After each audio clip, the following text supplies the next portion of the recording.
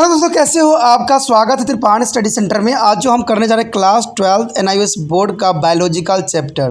दोस्तों ये चैप्टर 4 है जो कि बहुत ही महत्वपूर्ण है। Cell structure and function.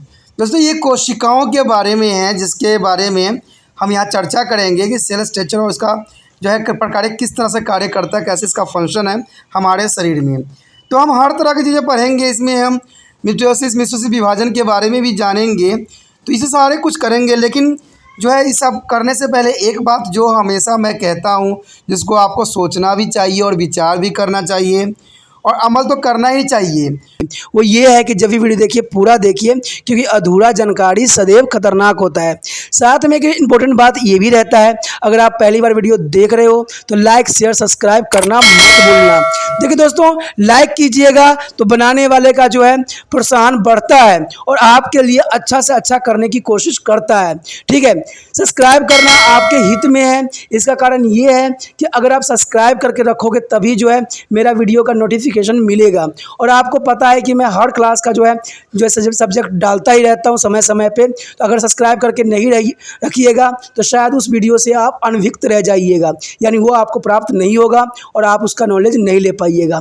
साथ में जो अगर आप शेयर करते हो तो शेयर करना एक जग कल्याण के समान माना जाता है। इससे ये होता है कि मान लीजिए कोई जो है बच्चा जो है मेरी वीडियो को उसकी ज़रूरत थी और आपके थ्रू वो वीडियो उसको पास पहुंचा है, तो वो सदैव ही आपका धन्यवादी रहेगा और सदैव ही आपका जो है शुक्रिया अदा करेगा कि तुम्हारे कारण मुझे जो है वीडियो प्राप्त हुआ। तो दोस्तों आपको पता ही होगा कि त्रिपाण स्टडी सेंटर सिर्फ एक क्लास के लिए ही अग्रसर नहीं है, ये कई क्लासों के लिए अग्रसर है। जैसे 8th 9th 10th 11th 12th CBSE के सारे चैप्टरों को कवर करेगा समय के साथ। प्लस जो है NIOS बोर्ड का 10th+2 को भी कवर करता है, सभी सब्जेक्टों का। प्लस जो है BA पंजाब यूनिवर्सिटी का जो है फर्स्ट सेमेस्टर से लेकर 6th सेमेस्टर तक 8 सब्जेक्टों को कवर करता है। प्लस जो है MA के जो है बच्चे ऑन डिमांड जो मुझे करते हैं कमेंट, उनके लिए भी त्रिपाण स्टडी सेंटर जो है अग्रसर है। देखिए दोस्तों, त्रिपाण स्टडी सेंटर इतना बड़ा है, विस्तृत है, तो आपको अभी जो है लाइक शेयर सब्सक्राइब कीजिए और अपने दोस्तों के साथ बांटिए। ठीक है, तो भूलिए मत, ये करना आपका फर्ज है और मेरा कार्य करना है, आपको टॉपिक लेके चलना है। देखिए आज देखते हैं हमारा आज टॉपिक क्या है। There is cell structure and function. This chapter is most important, cell structure and function. The introduction is that all organisms are composed to the structures and functional unit of life is called cells. The body of some organism like a bacteria, protozoa, and some algae is made up of a single cells. Whereas their body of the high fungi, plants and animals are the composed of many cells. Human body is built of about 112 million cells. Cells vary in size and structure as they are specialized to perform different functions. But the basic component of the cells are common to all biological cells. The lesson deal with their structure common to all types of cells. You will be also learn about the kind of cell division and the process involved in this lesson.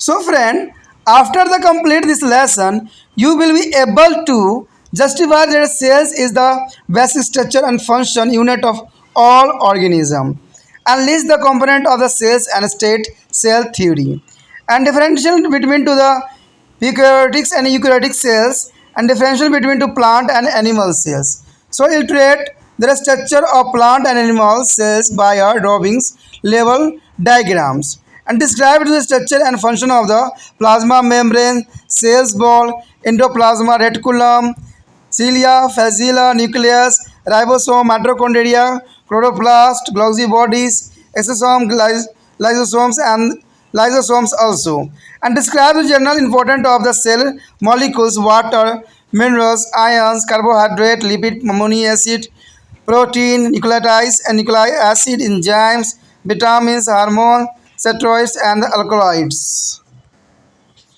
And also you have justified their need for cell divisions and describe the various phases of cell cycle. Explain the term of karyotypes and mention the karyotypes analysis with its significance. So दोस्तों जैसे पता ही है आपको कि कोशिका संरचना एवं प्रकार ये जो है बहुत ही इंपॉर्टेंट रखता है बायोलॉजिकल में। कहते हैं जो ये बायोलॉजिकल हम चैप्टर चौथा कर रहे हैं वो हम करेंगे कोशिका की संरचना एवं की कार्य फंक्शन क्या होती है। तो दोस्तों ये बातें बहुत ही इम्पोर्टेंट रखता है कोई भी बच्चे के लिए जो कि बायोलॉजिकल के जो चैप्टर हैं वो पढ़ते हैं। ठीक है, +2 में बायोलॉजिकल चैप्टर में जो कोशिका की संरचना है वो काफ़ी महत्वपूर्ण रहता है और एग्जामिनर का जो है फेवरेट हमेशा इसी में से बनता है क्वेश्चन। तो इसको बहुत ध्यान से समझने की आपकी ज़रूरत है और सोचने की भी ज़रूरत है। नहीं सोचिएगा, नहीं समझिएगा तो चैप्टर जो है कंप्लीट नहीं हो पाएगा। कहते सभी जीव जो होते हैं जीवन की संरचनात्मक और प्रक्रियात्मक इकाइयों से मिलकर बनते हैं। देखिए दोस्तों सभी जीव जो होते हैं संरचनात्मक हो या प्रक्रियात्मक इकाइयों से मिलकर बनते हैं जिन्हें हम कोशिकाएं कहा जाता है। कुछ जीव जैसे बैक्टीरिया, प्रोटोजोआ व कुछ शैवाल का शरीर एक ही कोशिकाओं के बने होते हैं, जबकि जो है उच्चतर कवक, पौधे और प्राणी अनेक कोशिकाओं से मिलकर बने होते हैं। मानव शरीर लगभग 1 ट्रिलियन कोशिकाओं से मिलकर बना होता है। जो तो आपको भी पता है कि हमारा शरीर का जो निर्माण है 1 ट्रिलियन कोशिकाओं से मिलकर बना हो सकता है।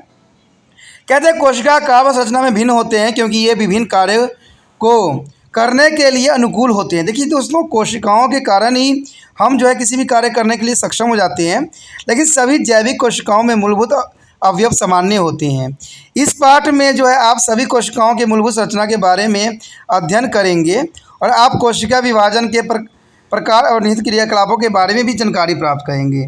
साथ में जब आप चैप्टर ख़त्म कर लीजिएगा तो आप बहुत चीज़ों के बारे में जान चुके होंगे, जैसे कि कोशिका के सभी जीवों की मूलभूत संरचनात्मक कार्यात्मक इकाई होती है। ठीक है, अवयव जो पाए जाते हैं कोशिका के एक सिद्धांत होता है। इसमें प्रोकैरियोटिक्स और यूकैरियोटिक्स में क्या अंतर है, सुकेंद्रिक कोशिकाएं क्या होती है। ठीक है, फिर आप जो है सभी कोशिकाओं की संरचना बनाना सीख जाओगे। ठीक है, प्लाज्मा झिल्ली, कोशिका भित्ति, अंतर्जालिका, एंडोप्लाज्मा रेटिकुलम हो, चाहे आपका न्यूक्लियस हो, राइबोसोम हो, माइटोकॉन्ड्रिया हो, हरित लवण क्लोरोप्लास्ट हो, या पैराक्सियोसोम हो या लाइसोसोम की संरचना हो, सब कुछ जान जाइएगा।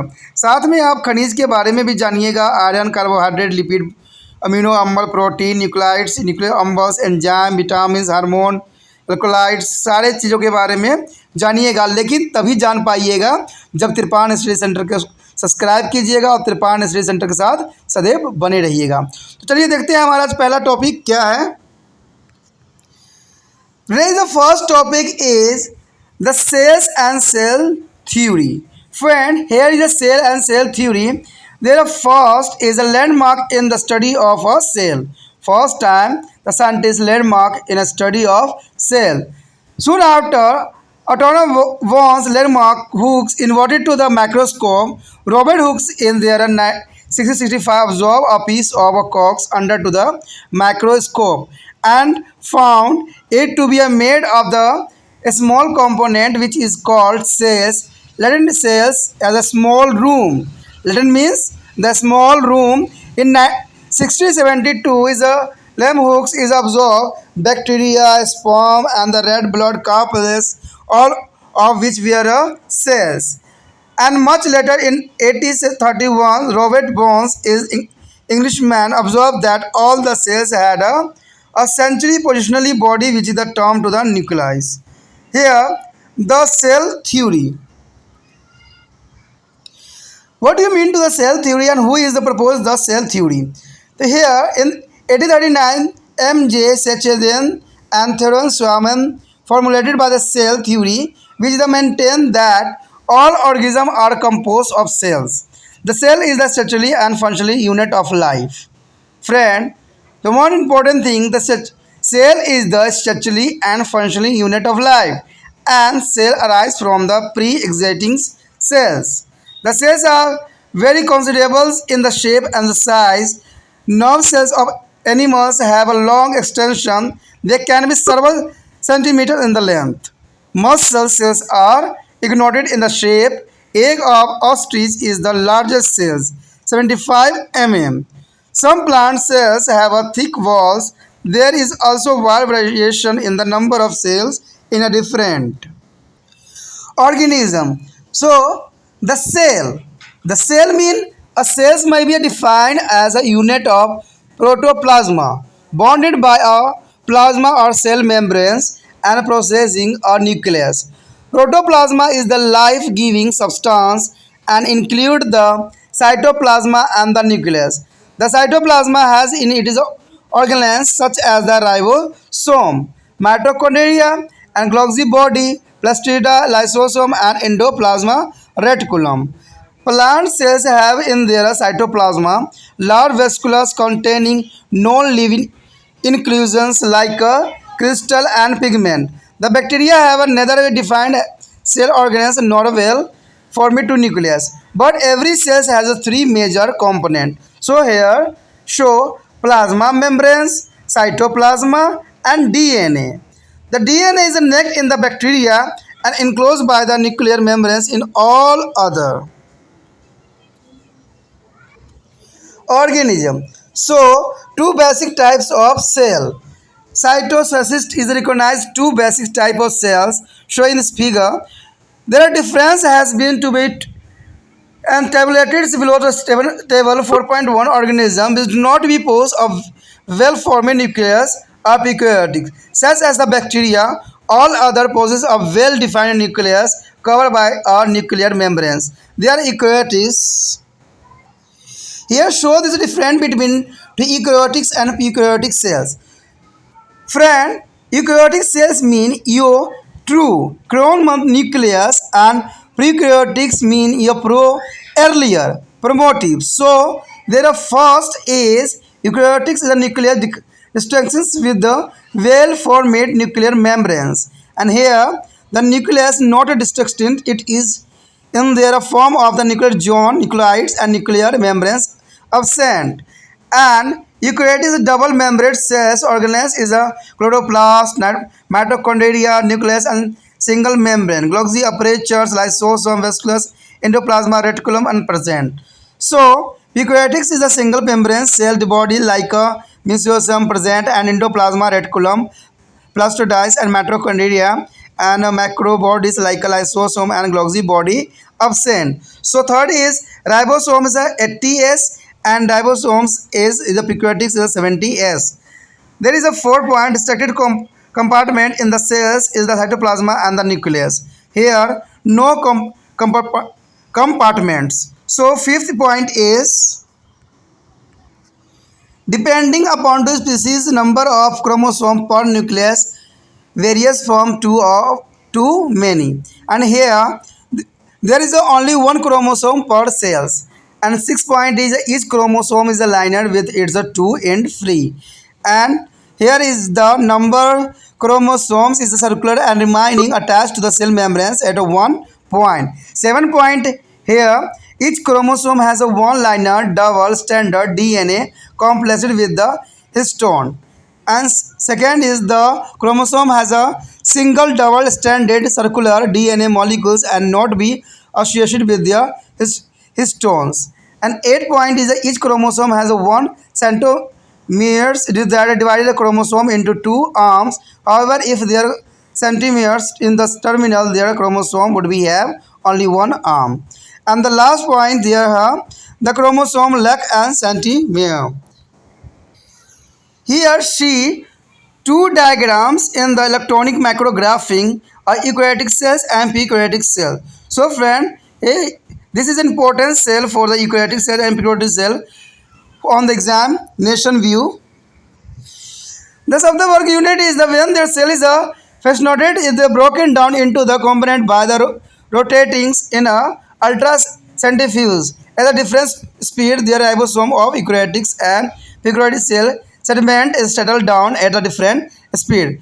The coefficient of the sedimentations is represented in the cerebral unit is expected as a S. The plant cells and animal cells also differ several speed they are given table.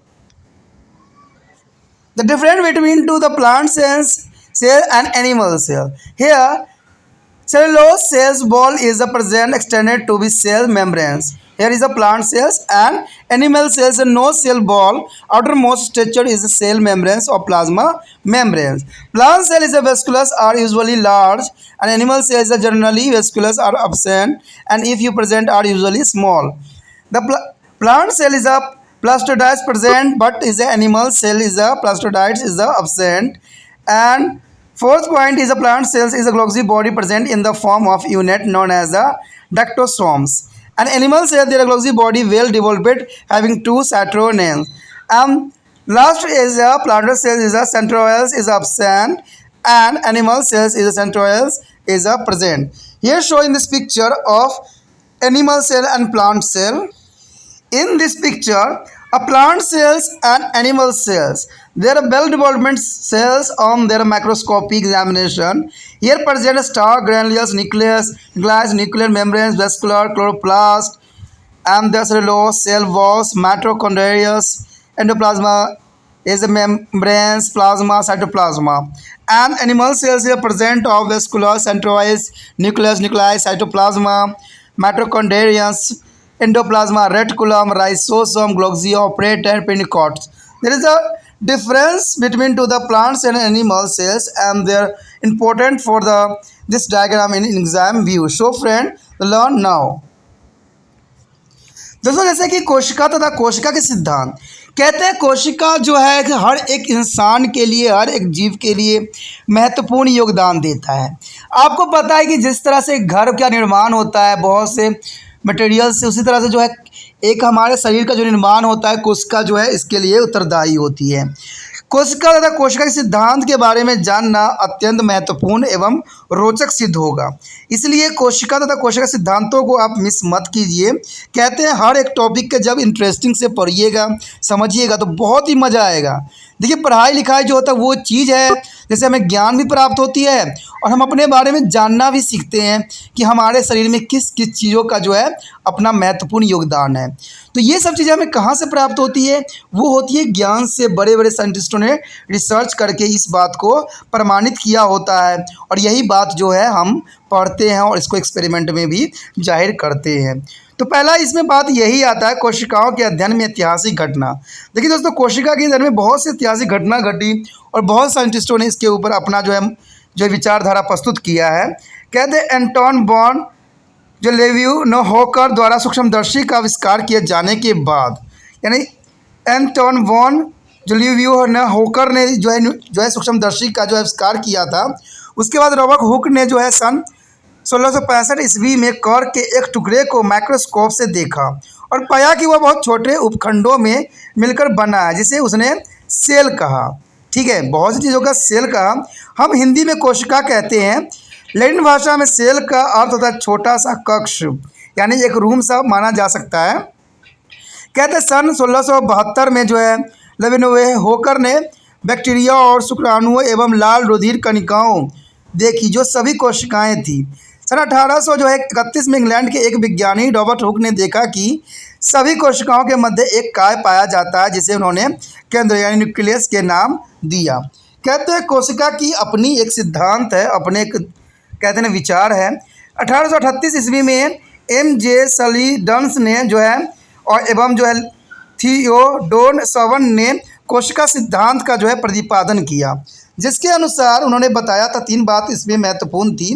पहला बात यही था कि सभी जीव कोशिकाओं के बने होते हैं। सभी जीव दोस्तों किसके बने होते हैं? कोशिकाओं के बने होते हैं। कोशिकाओं ही जीवन की सृजनात्मक एवं कार्यात्मक इकाई है। याद रखना दोस्तों कि कोशिका ही जीवन के सृजनात्मक और कार्यात्मक इकाई है। कोशिका पहले से ही विद्यमान कोशिकाओं से उत्पन्न होती है। देखिए कोशिका पहले से विद्यमान होती है जिसके कारण वो उत्पन्न होती है। कहते हैं कोशिका में आकृति आकार की दृष्टि से काफ़ी विविधता पाई जाती है। कोशिकाओं में दोस्तों जो होती है आकार और आकृति में काफ़ी विविधता पाई जाती है।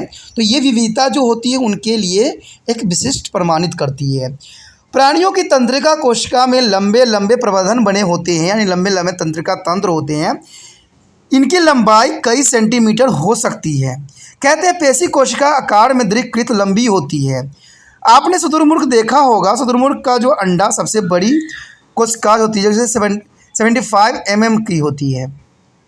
कुछ पादप कोशिकाओं में मोटी भित्ति होती है। विभिन्न जीवों में कोशिकाओं का संख्या में भी व्यापक विभिन्नता पाई जाती है। तो कहते हैं जैसा जीव होता है उसी प्रकार से जो है कोशिका का निर्माण संभव होता है। अब कोशिका के बारे में आप क्या जानते हैं? कहते हैं कोशिका जो होती है कोशिकाओं को जो है जीव द्रव्य की एक ऐसी इकाई के रूप में परिभाषित किया जा सकता है जो एक प्लाज्मा झिल्ली से घिरी हो और इनमें एक केंद्रक हो।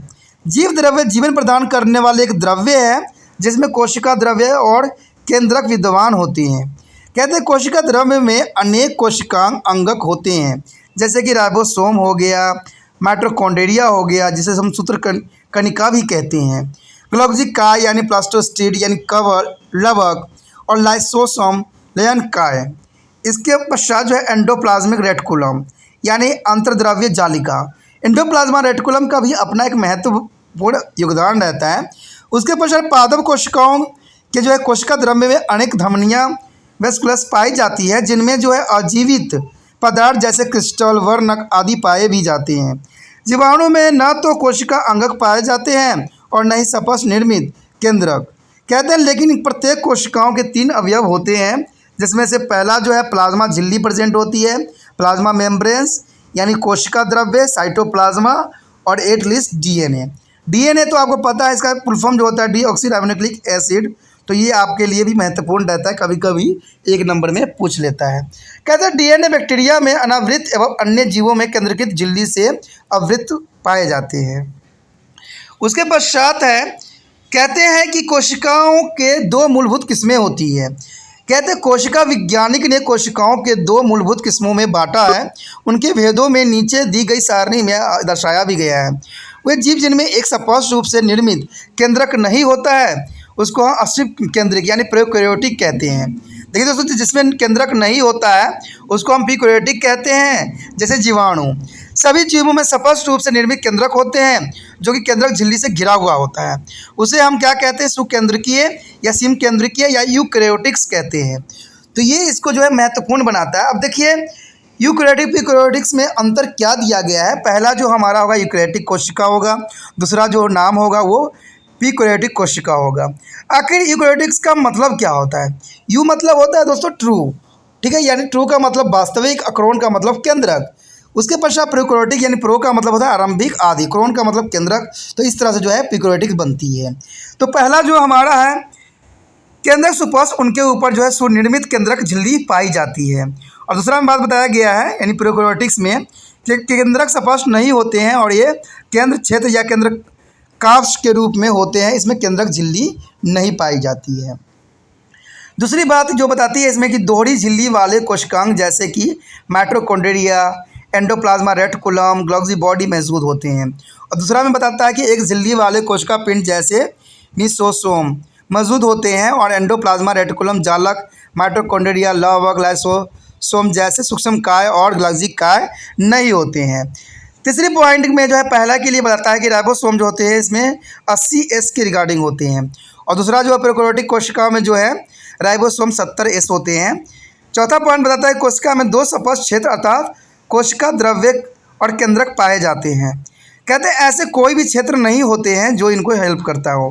पांचवा बात यही बताती है कि स्पीसीज के अनुसार प्रति केंद्रक में गुणसूत्रों की संख्या 2 तथा उनसे अधिक हो सकती है। ठीक है, यहाँ बताता है कि प्रत्येक कोशिका में केवल 1 गुणसूत्र पाए जाते हैं जो कि महत्वपूर्ण होता है। छठी बात ये बताती है कि हर एक जो है गुणसूत्र रेखिक होते हैं और इनके दोनों सिरे मुक्त होते हैं। ठीक है, जबकि दूसरी ओर बताता है कि गुणसूत्र वृत्तीय होते हैं और एक बिंदु पर कोशिका झिल्ली से जुड़ा रहता है।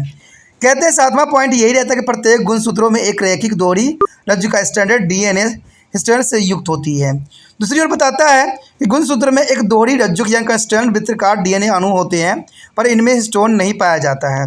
8वां पॉइंट जो अंतिम पॉइंट है, कहते हैं प्रत्येक गुणसूत्र में एक सेंटीमियर्स होते हैं जो कि गुणसूत्रों के 2 भुजाओं में बांटता है। फिर भी यदि सेंटीमियर्स अलैंगिक होते हैं तो गुणसूत्र में केवल 1 भुजा पाई जाती है।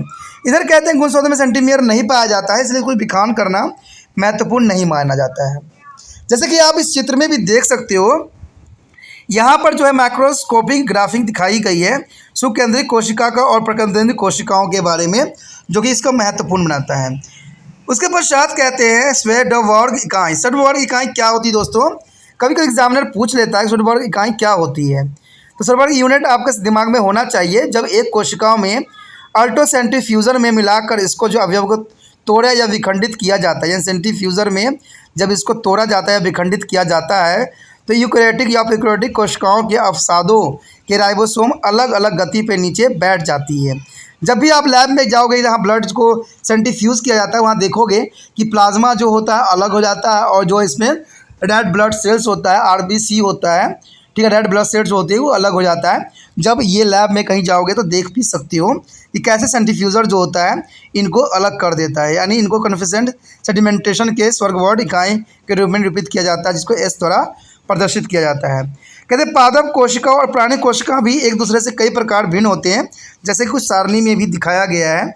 आप यहाँ पर देख सकते हो कि पादप कोशिका तथा प्राणी कोशिका में क्या अंतर है। देखिए दोस्तों, पादप कोशिका और प्राणी कोशिका, तो पहला आता है पादप कोशिका के लिए कि कोशिका झिल्ली चारों ओर से सुल्लोस की बनी कोशिका भित्ति होती है। प्राणी कोशिका में क्या होती है, कोई कोशिका भित्ति नहीं पाई जाती है और बाहरी संरचना जो कोशिका झिल्ली या प्लाज्मा झिल्ली की होती है। दूसरी बात बताती है पादप कोशिका में कि राजधानियाँ आमतौर पर बड़े आकार की होती है, जबकि प्राणी कोशिका में यही बताती है कि राजधानियाँ आमतौर पर नहीं होती है, यदि होती भी है तो सामान्यतः छोटी आकार की होती है। पादप कोशिका में बताया जाता है कि प्लास्टिड्स मौजूद होते हैं, जबकि जो यहाँ प्राणी कोशिका में प्लास्टिड मौजूद नहीं होते हैं। ठीक है, पादप कोशिका में बताता है ग्लॉक्सी जालिका यानी डिफ्लोटॉन्स नामक इकाई के रूप में होता है, जबकि ग्लॉक्सी काय सुविकसित और स्टोनियुक्त होती है।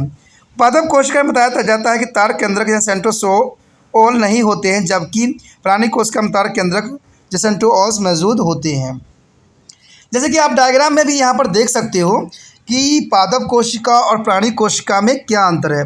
दोस्तों ये डायग्राम जो है कई क्लासों के लिए इम्पोर्टेंट है, चाहे वो 9th क्लास हो, 10th हो या +2 हो, सब जगह जो है महत्वपूर्ण योगदान रखता है। तो आप भी इसको जो है अच्छे से जो लेवल डायग्राम को जो है आप नामिनेट करके इसको अच्छे से याद कर लेना, क्योंकि एग्जामिनर का हमेशा जो है प्लांट सेल और डेडनी सेल डिफरेंस पूछता है और विथ डायग्राम के साथ, तो ये अत्यंत महत्वपूर्ण रहता है। अगर आप अच्छे से एग्जाम क्रैक करना चाहते हो, अच्छे से करना चाहते हो, तो इन डायग्रामों को अच्छे से कर लेना। The next topic is components of the cell. Friend, here components of the cells. What do you mean to the component of the cell? The major component of cells are three types: cell membranes, cytoplasma, and nucleus. What? Cell membranes, cytoplasma, and nucleus.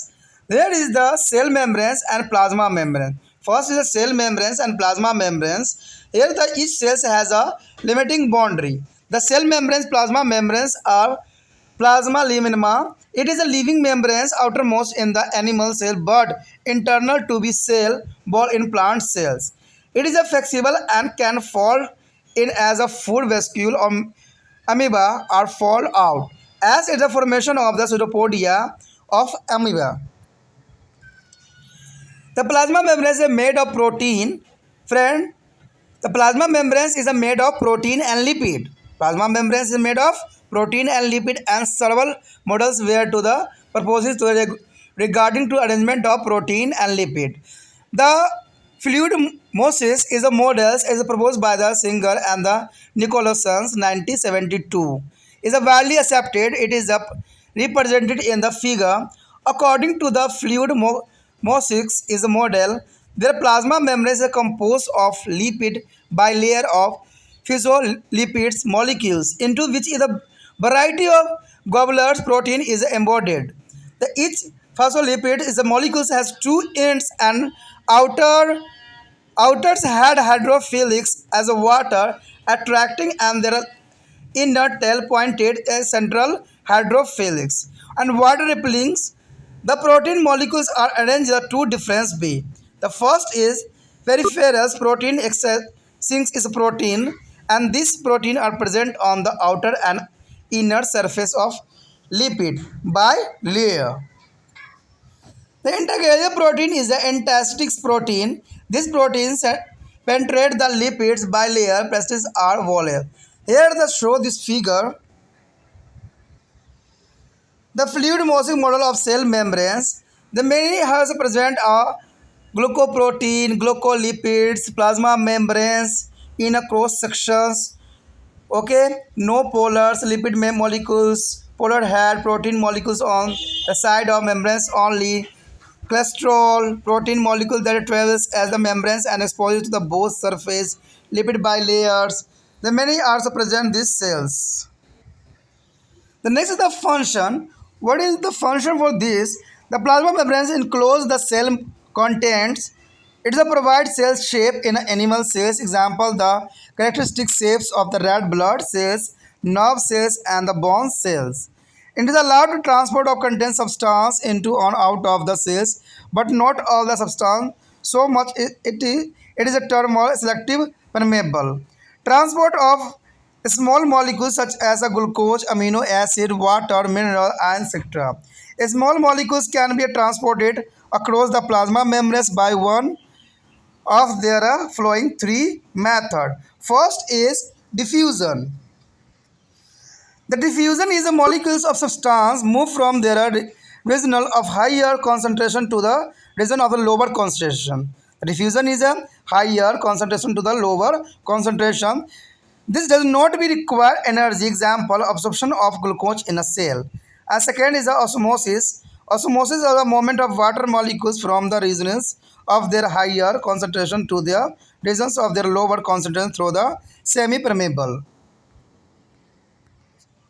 membranes. There is no expenditure of energy. Osmosis, the kinds of movements along to concentration gradient. And third is the active transport. What do you mean to the active transport? When the reduction of the moment of contained molecules is their opposite to that of diffusion from region to their lower concentrations. To go to region of their higher concentration, it would be required an active effort by their cells from which energy is needed. The energies are provided by the ATP adenine triphosphate. The active transport may be also be thought of carried molecules. So transfer of the large molecules, bulk of transport from mean. During the bulk transport, their membrane change its form and shape. It is occurred in the two ways: endocytosis, taking the substance in, and exocytosis, passing the substance out. Endocytosis are two types: endocytosis, phagocytosis, and pinocytosis. And the difference between the first is a phagocytosis, intake of solid particles, and pinocytosis is the intake of fluid droplet. And membranes folded out of goings around their particles of forming a cavities, and thus there are engulfing other particles. Secondly, membranes folded in their form of cup-like structure and stuck in the droplet.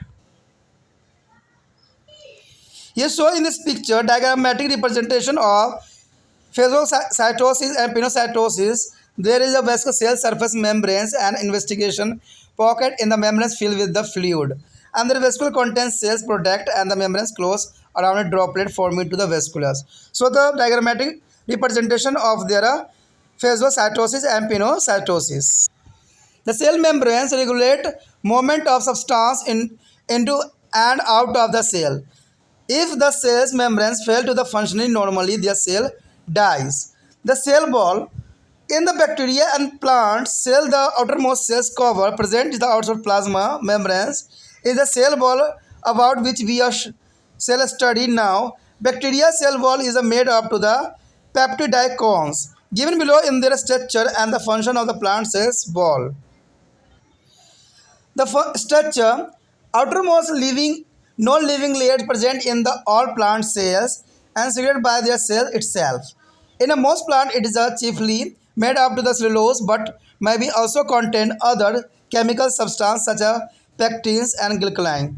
The substance constituting their cells wall is not simply homogeneous, but it is a constant of fine thread the fiber called the macrofibril, and it may be things 1 micron and transparent as the cells of the onion peel. In some case, it is a very thick as their cells would, and the function is here the function the cell wall protect the delicate inner parts of the cells and begin it as it is a give to the shape to be shell. As it is a radius, it is not to be allowed to the distractions of the cell, thus leading to be threadedity of the cells that is useful in a many way. It is a freely allow their passes of the water and other chemical into and out of the cell. There are a break into the primary walls of the adjacent cell through which is the cytoplasma of one cell remain connected with their other. This cytoplasma stand which is the connected one cells to the others one are known as the plasmodemata, and wall of two adjacent cells are formally joined by the centrotimes as the material is called to the middle lamella made of the calcium pestonate। जैसे दोस्तों आपको समझ आ ही गया होगा कि कोशिका के घटक तत्व होते हैं। कोशिका कुछ घटक तत्व होते हैं जो कि मुख्य अवयव के रूप में जाने जाते हैं। कहते हैं कोशिका के मुख्य अवयव कौन कौन से होते हैं, ये जानना आपके लिए अत्यंत महत्वपूर्ण है। तो आप नोट डाउन भी कर सकते हो कि कोशिका झिल्ली होती है, कोशिका द्रव्य होती है, केंद्रक होते हैं। ठीक है दोस्तों, ये अत्यंत महत्वपूर्ण होता है कि ये सारे जो होते हैं कॉम्पोनेंट होते हैं। तो इसमें सबसे पहले जो हमारा आता है वह है कोशिका झिल्ली यानी प्लाज्मा झिल्ली। तो कोशिका झिल्ली का जो है हमारे शरीर में क्या घटक का काम करता है। कहते हैं प्रत्येक कोशिका की एक जो है सीमाकारी सीमा होती है। देखिए हर चीज़ की अपनी एक सीमा होती है, जैसे कोशिका झिल्ली या प्लाज्मा झिल्ली या प्लाज्मा लेमा कहते हैं। ये एक सजीव झिल्ली होती है। कहते हैं प्राणी कोशिकाओं में यह सबसे बाहरी परत है, लेकिन पादप कोशिका में कोशिका झिल्ली के बाहर पाई जाती है। ये बहुत ही लचीला होती है और अंदर जैसे कि अमीबा के खाद्य ध्वनि या बाहर जैसे कि अमीबा के जो है कुट पाद का निर्माण की ओर मुड़ जाती है, यानी जो है इसमें सोटोपोडिया पाई जाती है अमीबा में, तो इन्हीं की वजह से होती है। कहते हैं प्लाज्मा झिल्ली जो होती है प्रोटीन एवं लिपिड की बनी होती है, जो एक बहुत ही महत्वपूर्ण बात रखती है।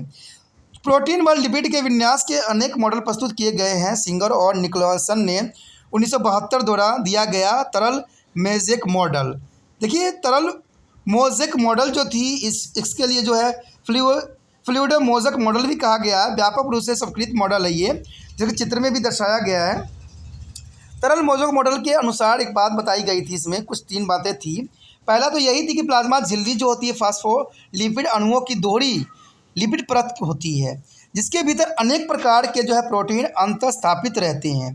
ठीक है दोस्तों, इसमें जो है प्रोटीन अंतर्स्थापित रहती है, जो कि एक महत्वपूर्ण बात है। प्रत्येक फास्फोलिपिड अणु के 2 छोर होते हैं, एक बाहरी जलरागी सिरे होते हैं अथवा जल के अपनी ओर आकर्षित करने वाले छोर होते हैं। देखिए एक जल रागी होता है और एक जल जो है विरागी होती है, और केंद्र की ओर निश्चित भीतरी अथवा सिरा जो है जल विरागी जल विकसित करने वाला छोर होता है। यानी कह सकते हो कि एक जो होती है जल रागी जो जल के साथ मैच कर जाती है, और दूसरा जो होती है जल विरागी यानी जो जल के साथ कभी भी अटैच नहीं कर पाती है। तो ये महत्वपूर्ण रखता है। कहते हैं प्रोटीन के अणु 2 प्रकार से व्यवस्थित किया गया है, एक है परिधन प्रोटीन, बाह्य प्रोटीन। देखिए दोस्तों ये लिपिड की दोहरी परत के बाहरी व अंदरूनी सतहों पर विद्यमान होते हैं। ठीक है, दूसरा जो होता है अंगभूत या आंतरिक प्रोटीन। ये प्रोटीन लिपिड की परत को भीतर से पूरी तरह से या आंशिक रूप से वेदित हुए स्थित होते हैं, जो कि एक महत्वपूर्ण बात रखती है। यहाँ पर आपके समक्ष चित्र भी है, जो कि कोशिका झिल्ली की तरल मोज़ेक मॉडल प्रस्तुत किया गया था। इसमें देखिएगा तो बहुत ध्यान से देखने से आपको इसका सूक्ष्म जो है प्रदर्शित होगा। कहते हैं कि प्लाज्मा झिल्ली के अनुपात काट जो बनाई गई है बहुत ही विस्तृत बनाई गई है। इसमें हर चीज़ जो है क्लियर और साफ शब्दों में आप देख सकते हो, जैसे ग्लाइको प्रोटीन हो गया, ग्लाइकोलिपिड हो गया, लिपिड द्विपरत हो गया, कोलेस्ट्रॉल हो गया। तो ये सारी चीज़ें जो होती है इनमें विद्यमान होती है। तो इतना विस्तृत चित्र जो है प्रस्तुत किया गया था उनके द्वारा। अब देखिए इसमें जो है कुछ बात जो आ जाती है प्रकार्य की। तो कहते हैं प्लाज्मा झिल्ली कोशिका के भीतर के सभी भागों को घेर रखती है, ये इसका फंक्शन हो गया। यह कोशिका की आकृति प्रदान करती है। प्राणी कोशिकाओं में उदाहरण के तौर पर लाल रुधिर कोशिकाएं, तंत्रिका कोशिका, अस्थि कोशिका आदि को विशिष्ट आकृति प्लाज्मा झिल्ली के कारण ही होती है। देखिए प्लाज्मा झिल्ली ही जो है जो इनको आकार प्रदान करता है। इसमें से होकर विशिष्ट पदार्थ कोशिका के भीतर या बाहर आ जा सकते हैं, लेकिन सभी पदार्थ नहीं। अंततः रचनात्मक रूप से प्रगम यानी सिलेक्टिव परमेबल कहा जाता है। छोटे अणुओं का जो है परिवहन, जैसे कि आपको पता ही होगा कि ग्लूकोज, एमिनो अम्ल, पानी, खनिज, आयन आदि छोटे छोटे अणु प्लाज्मा झिल्ली के आर पार होते हैं, और इसके लिए 3 जो है विधियाँ परिवहन कर सकते हैं। वो 3 विधियाँ तो आपको पता ही होगा कौन कौन सी हैं। तो पहला विधि दोस्तों यही है विसरण यानी डिफ्यूज़न। फिर विसरण जो होती है अत्यंत महत्वपूर्ण होती है। विभिन्न पदार्थों के अणु अपनी उच्चतर सांद्रता के क्षेत्र से अपनी निम्न सांद्रता की ओर क्षेत्र में चले जाते हैं, यानी हायर कॉन्सेंट्रेशन से लोअर कॉन्सेंट्रेशन की तरफ चले जाते हैं। इसके लिए ऊर्जा की अवशोषित नहीं होती है। उदाहरण किसी कोशिका के ग्लूकोज का अवशोषण। अब प्रासरण में क्या होता है? प्रासरण यही कहते हैं कि एक आर्द्र परागण झिल्ली के माध्यम से जल अणुओं को अपनी जो है उच्चतर सांद्रता वाले क्षेत्र से अपने निम्न सांद्रता वाले, देखिए हाइयर से लोअर के क्षेत्रों में चला जाना। प्रश्न में कोई जो है ऊर्जा व्यय नहीं होती है, इस प्रकार की गति सांद्रता प्रबल होकर होती रहती है। उसके बाद है सक्रिय परिवहन, जब कुछ अणुओं को गति की दिशा विचरण की गति के विपरीत होती है, अर्थात अपनी निरंतर सांद्रता के क्षेत्र से जो है उच्चतर सांद्रता के क्षेत्र की ओर, तब इसमें कोशिकाओं को सक्रिय प्रयास करना पड़ता है, जिसमें ऊर्जा की आवश्यकता होती है। ये ऊर्जा जो है एटीपी यानी एडेनोसिन ट्राइफास से प्राप्त होती है। देखिए दोस्तों, ऊर्जा का जो स्रोत होती है वो एटीपी होती है, यानी एडिनोसिन ट्राइफास से प्राप्त होती है। कभी कभी आपके समझ जो है एटीपी का फुल फॉर्म भी पूछ सकता है, तो याद रखना कि इसका फुल फॉर्म जो होता है एडिनोसिन ट्राइफास्फेट। ठीक है, सक्रिय होते हैं जो परिवहन की वाहक यानी कैरियर के अणु के द्वारा भी ले जा सकता है, जो कि बहुत काफ़ी महत्वपूर्ण बनाता है। उसके पश्चात कहते हैं कि बड़े अणुओं का परिवहन। देखिए थोक परिवहन कैसे होती है, बड़े अणुओं की जो परिवहन होती है अब वो कैसे होती है। कहते हैं बड़े अणुओं के थोक परिवहन के लिए झिल्ली अपना जो है स्वरूप आकृति बदल लेती है। यह दो प्रकार से होती है। इसके लिए जो है एंडोसाइटोसिस यानी एंडोसाइटोसिस जो होती है पदार्थों के भीतर की तरफ लेती है। ठीक है, पदार्थों को जो होता है इंडो मतलब अंदर की तरफ लेती है, और उसके बाद है एक्सोसाइटोसिस। एक्सोसाइटोसिस मतलब बाहर की तरफ। देखिए दोस्तों, नाम से ही पता है इंडो मतलब अंदर, एक्सो मतलब बाहर, तो बाहर पदार्थों के निकालना।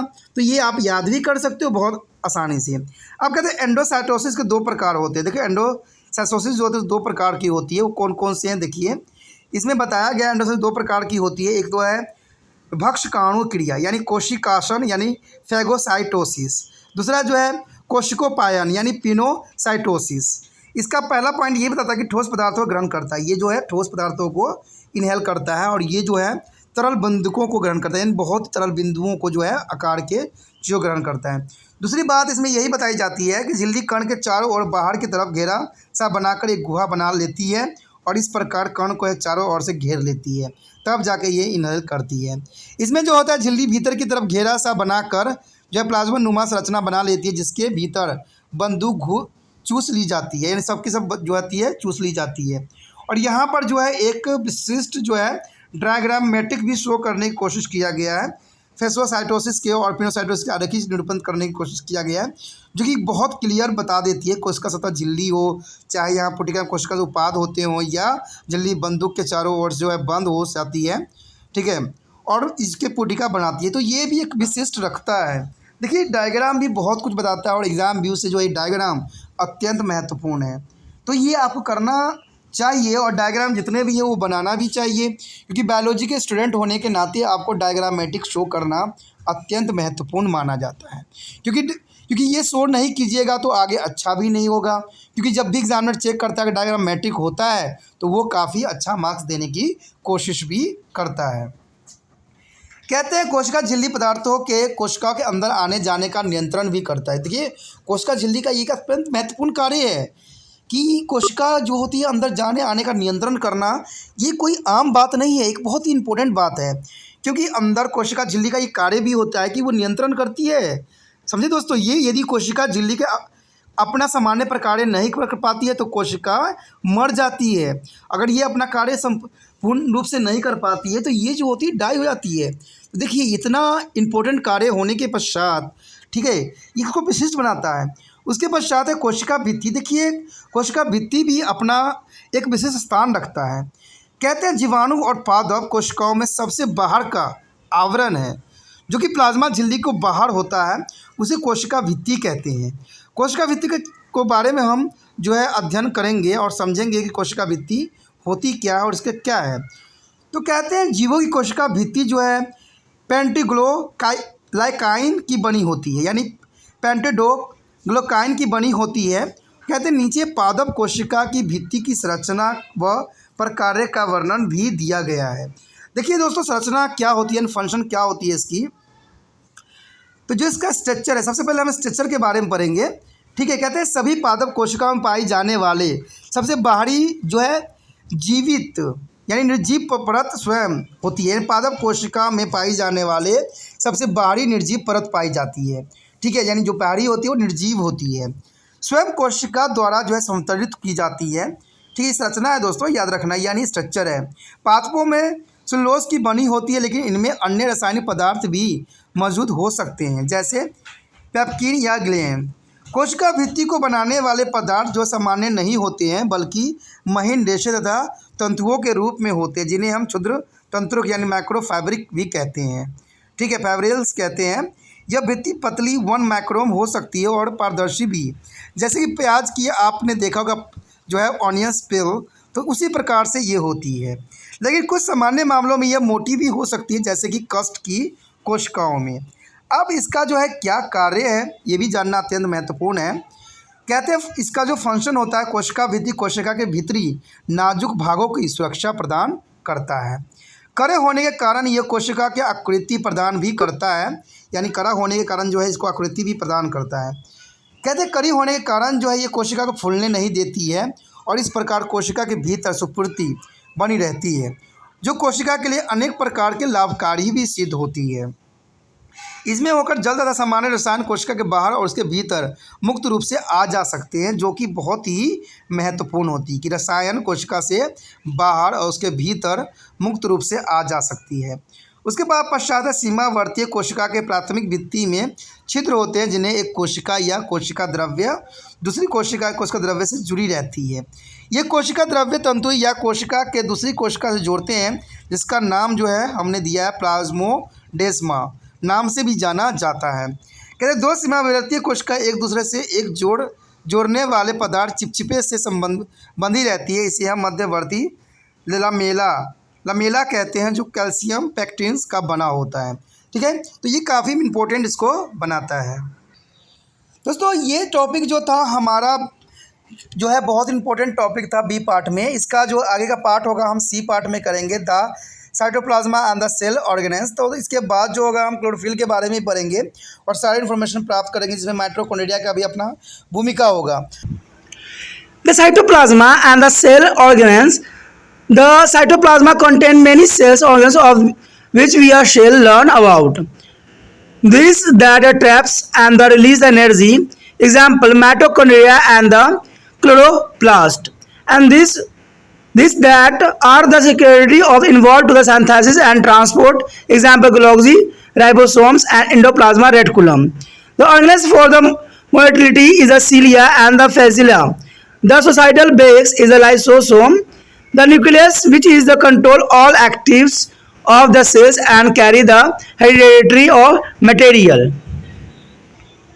The next is the mitochondria and the chloroplast, the energy transformer. There is a mitochondria is found in plant and animal cells. It means both cells are present for the mitochondria. Are there energy releaser, and there is a chloroplast found only the green plant cells. The chloroplast only found a green plant cells are energy trapper. The mitochondria is the energy releaser and chloroplast is the energy trapper. The mitochondria is mean to the singular a mitochondrium. Appears a tiny thread-like structure under the light microscope.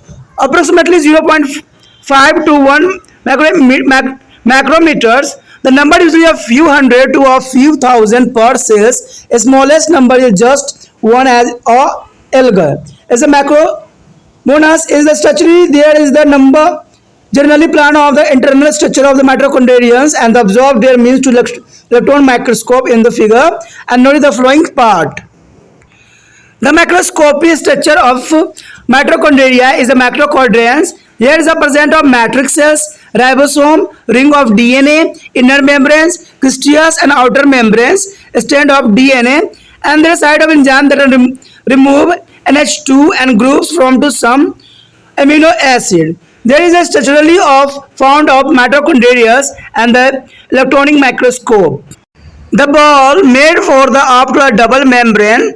The inner membrane is folded inside from to the projections called crystals and which is the project into the inner compartments called the matrix. So function is the oxidize of pibric acid and break down to product of glucose. To release the energy which get stored in form of the ATP from a ready use. This process is also called to cellular respiration. That why the mitochondria is called to the powerhouse of a cell. Why is called to the mitochondria is powerhouse. Here a high specifies flow chart of the fatty to glucose to release of energy shown in the below. In a cytoplasma, glucose enters cell containing a 6 atom of carbon and break down into the 2 nucleic acid molecules containing 3 atom of carbon. And in a mitochondria, the CoA is the oxidizing into the CO2, H2O and ATP. So it's called to the powerhouse of the energy. Plastodies is there. Plastodies are found only in the plant cells.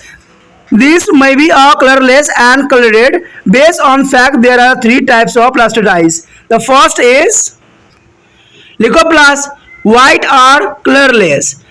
Chromoplast, blue, green, blue, red, yellow, etc. And chloroplast is only for green. Here is the next topic, the chloroplast. Chloroplast is found in all green plant cell in the cytoplasma. And number 1 to 1008, how to so defined it. And shape is usually this, as a shape is a laminate on the most plant and around you. In a some regions shaped as a Alga spirogyra, and the cup shaped is another Alga chlomodomonas. The structure, there is generally plan of the structure of the single chloroplast has been shown in this figure. The structure of single chloroplast, the present of stomata is the site of dark reactions, outer membranes, inner membranes, 1 gramnus. There are 40 to 60 gram per chloroplast. Governance made of the disc-shaped membranes act called to the thylakoids. Number of the thylakoids per the grams may be varying from 2 to 100. And the granulus is their site of light reactions, stomata, lamellus, and the stomata is the site dark of reaction. Here is the structure of the single chloroplast in an electron microscope. The some things is the noted that a flowing part, ball made up to the double membranes, outer membranes and inner membranes. Numbers take out like a palette. Their groups of the grana is a single granus are interconnected by the lamellae. And the sac-like structure is called to thylakoids and the place on the above their other constituents of grano.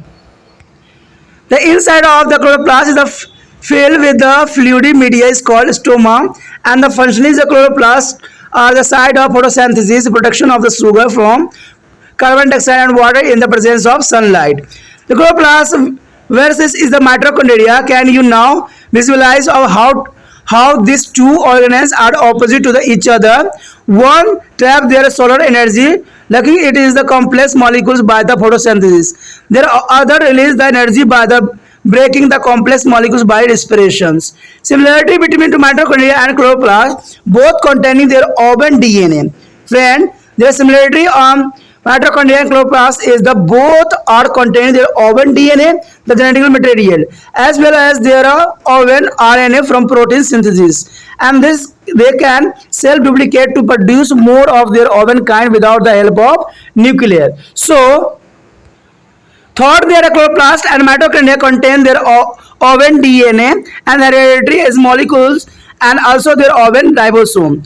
They are termed to the semi-autonomous only there because they are incapable of independent existence outside the cytoplasma for a long time. Since most of their protein are synthesized with his help of the nucleus of DNA. देखिए दोस्तों, ये जो हमने किया है, ठीक है, ये चैप्टर जो है स्ट्रक्चर सेल्स की है, इसमें पहला इसमें जो टॉपिक आता है कोशिका द्रव्य तथा कोशिकांगक। देखिए दोस्तों, ये जो हमारा कोशिका द्रव्य है और कोशिका अंगक है, ये अत्यंत महत्वपूर्ण है कि कोई भी जो है ह्यूमन बॉडी या कोई भी सेल्स हो इसके लिए इंपॉर्टेंट ये मायने रखता है। कहते हैं कोशिका द्रव्य में अनेक कोशिका अंगक होते हैं जिनके बारे में हम अभी समझेंगे और जानने की कोशिश भी करेंगे। तो इसमें सबसे पहली बात तो यही आती है कि वे कोशिका अंगक जो ऊर्जा को अवरुद्ध और निर्मुक्त करते हैं। निर्मुक्त का मतलब होता है जो छोड़ते हैं। उदाहरण माइटोकॉन्ड्रिया और जो है क्लोरोप्लास्ट, जो हरित लवक भी कहते हैं हम। माइटोकॉन्ड्रिया के बारे में तो आपको पता ही होगा कि माइटोकॉन्ड्रिया को जो है पावर हाउस कहा जाता है, यानी इसको बिजली घर कहा जाता है। इसका कारण यही होता है कि यहाँ पर जो है सारे एनर्जी जो है जो स्टोरेज होती है, इसलिए माइटोकॉन्ड्रिया बहुत ही महत्वपूर्ण योगदान देता है। और क्लोरोप्लास्ट के बारे में तो आपको पता ही होगा कि क्लोरोप्लास्ट जो है पौधों के लिए जो है भोजन बनाने के लिए जो काफी सक्षम कार्य करता है। तो कहते हैं जो ग्रावी और संश्लेषण का परिवहन में सहायता करते हैं, जैसे ग्लाउजिकाई, राइबोसोम्स, वो एंडोप्लाज्मिक रेटिकुलम्स, अंतर्जालिका, तो ये सारे अपने महत्वपूर्ण होता है जो संश्लेषण एवं परिवहन में सहायक होते हैं। कहते हैं गतिशीलता के लिए अंगक यानी पक्षवात, सिलिया और जो फ्लैजेला का शाविका बहुत ही इंपॉर्टेंट मायने रखता है। ठीक है, इसलिए जो आत्मघाती यानी सुसाइडल थैली, उदाहरण जो है लाइसोसोम नयकाय कहा जाता है, इसलिए इसको आत्मघाती की थैली यानी सुसाइडल बेग भी कहा जाता है। कहते हैं केंद्रक जो है न्यूक्लियस जो कोशिकाओं की समस्त गतिविधियों को नियंत्रण करती है और अनुवांछित पदार्थों को वाहक करती है। जो अनुवांछित पदार्थ होते हैं उनको क्या करता है, यहाँ से वाहक करती ले जाती है। तो ये इसको बहुत ही महत्वपूर्ण बनाती है। आगे जो हमारा कुछ बात है वो ये आती है कि माइटोकॉन्ड्रिया और क्लोरोप्लास्ट जो है ऊर्जा का परिवर्तक ट्रांसफार्मर कहलाता है। क्यों? क्योंकि इसमें सारे ऊर्जा जो होती है सिमटी हुई होती है। इसलिए जो है माइटोकॉन्ड्रिया को जो पादप और प्राणी कोशिका दोनों में विद्यमान होती है। दोस्तों ये बहुत ही इंपॉर्टेंट बात रहता है कि माइटोकॉन्ड्रिया जो होती है ये देखिए पादप में भी होता है, पेड़ पौधों में भी होता है और प्राणी जगत में भी होता है। तो ये दोनों के लिए बहुत ही इंपॉर्टेंट होता है। इसमें क्या होता है, ऊर्जा का मोचन होते हैं, ऊर्जा का जो होता है मोचन होता है, निकलता है।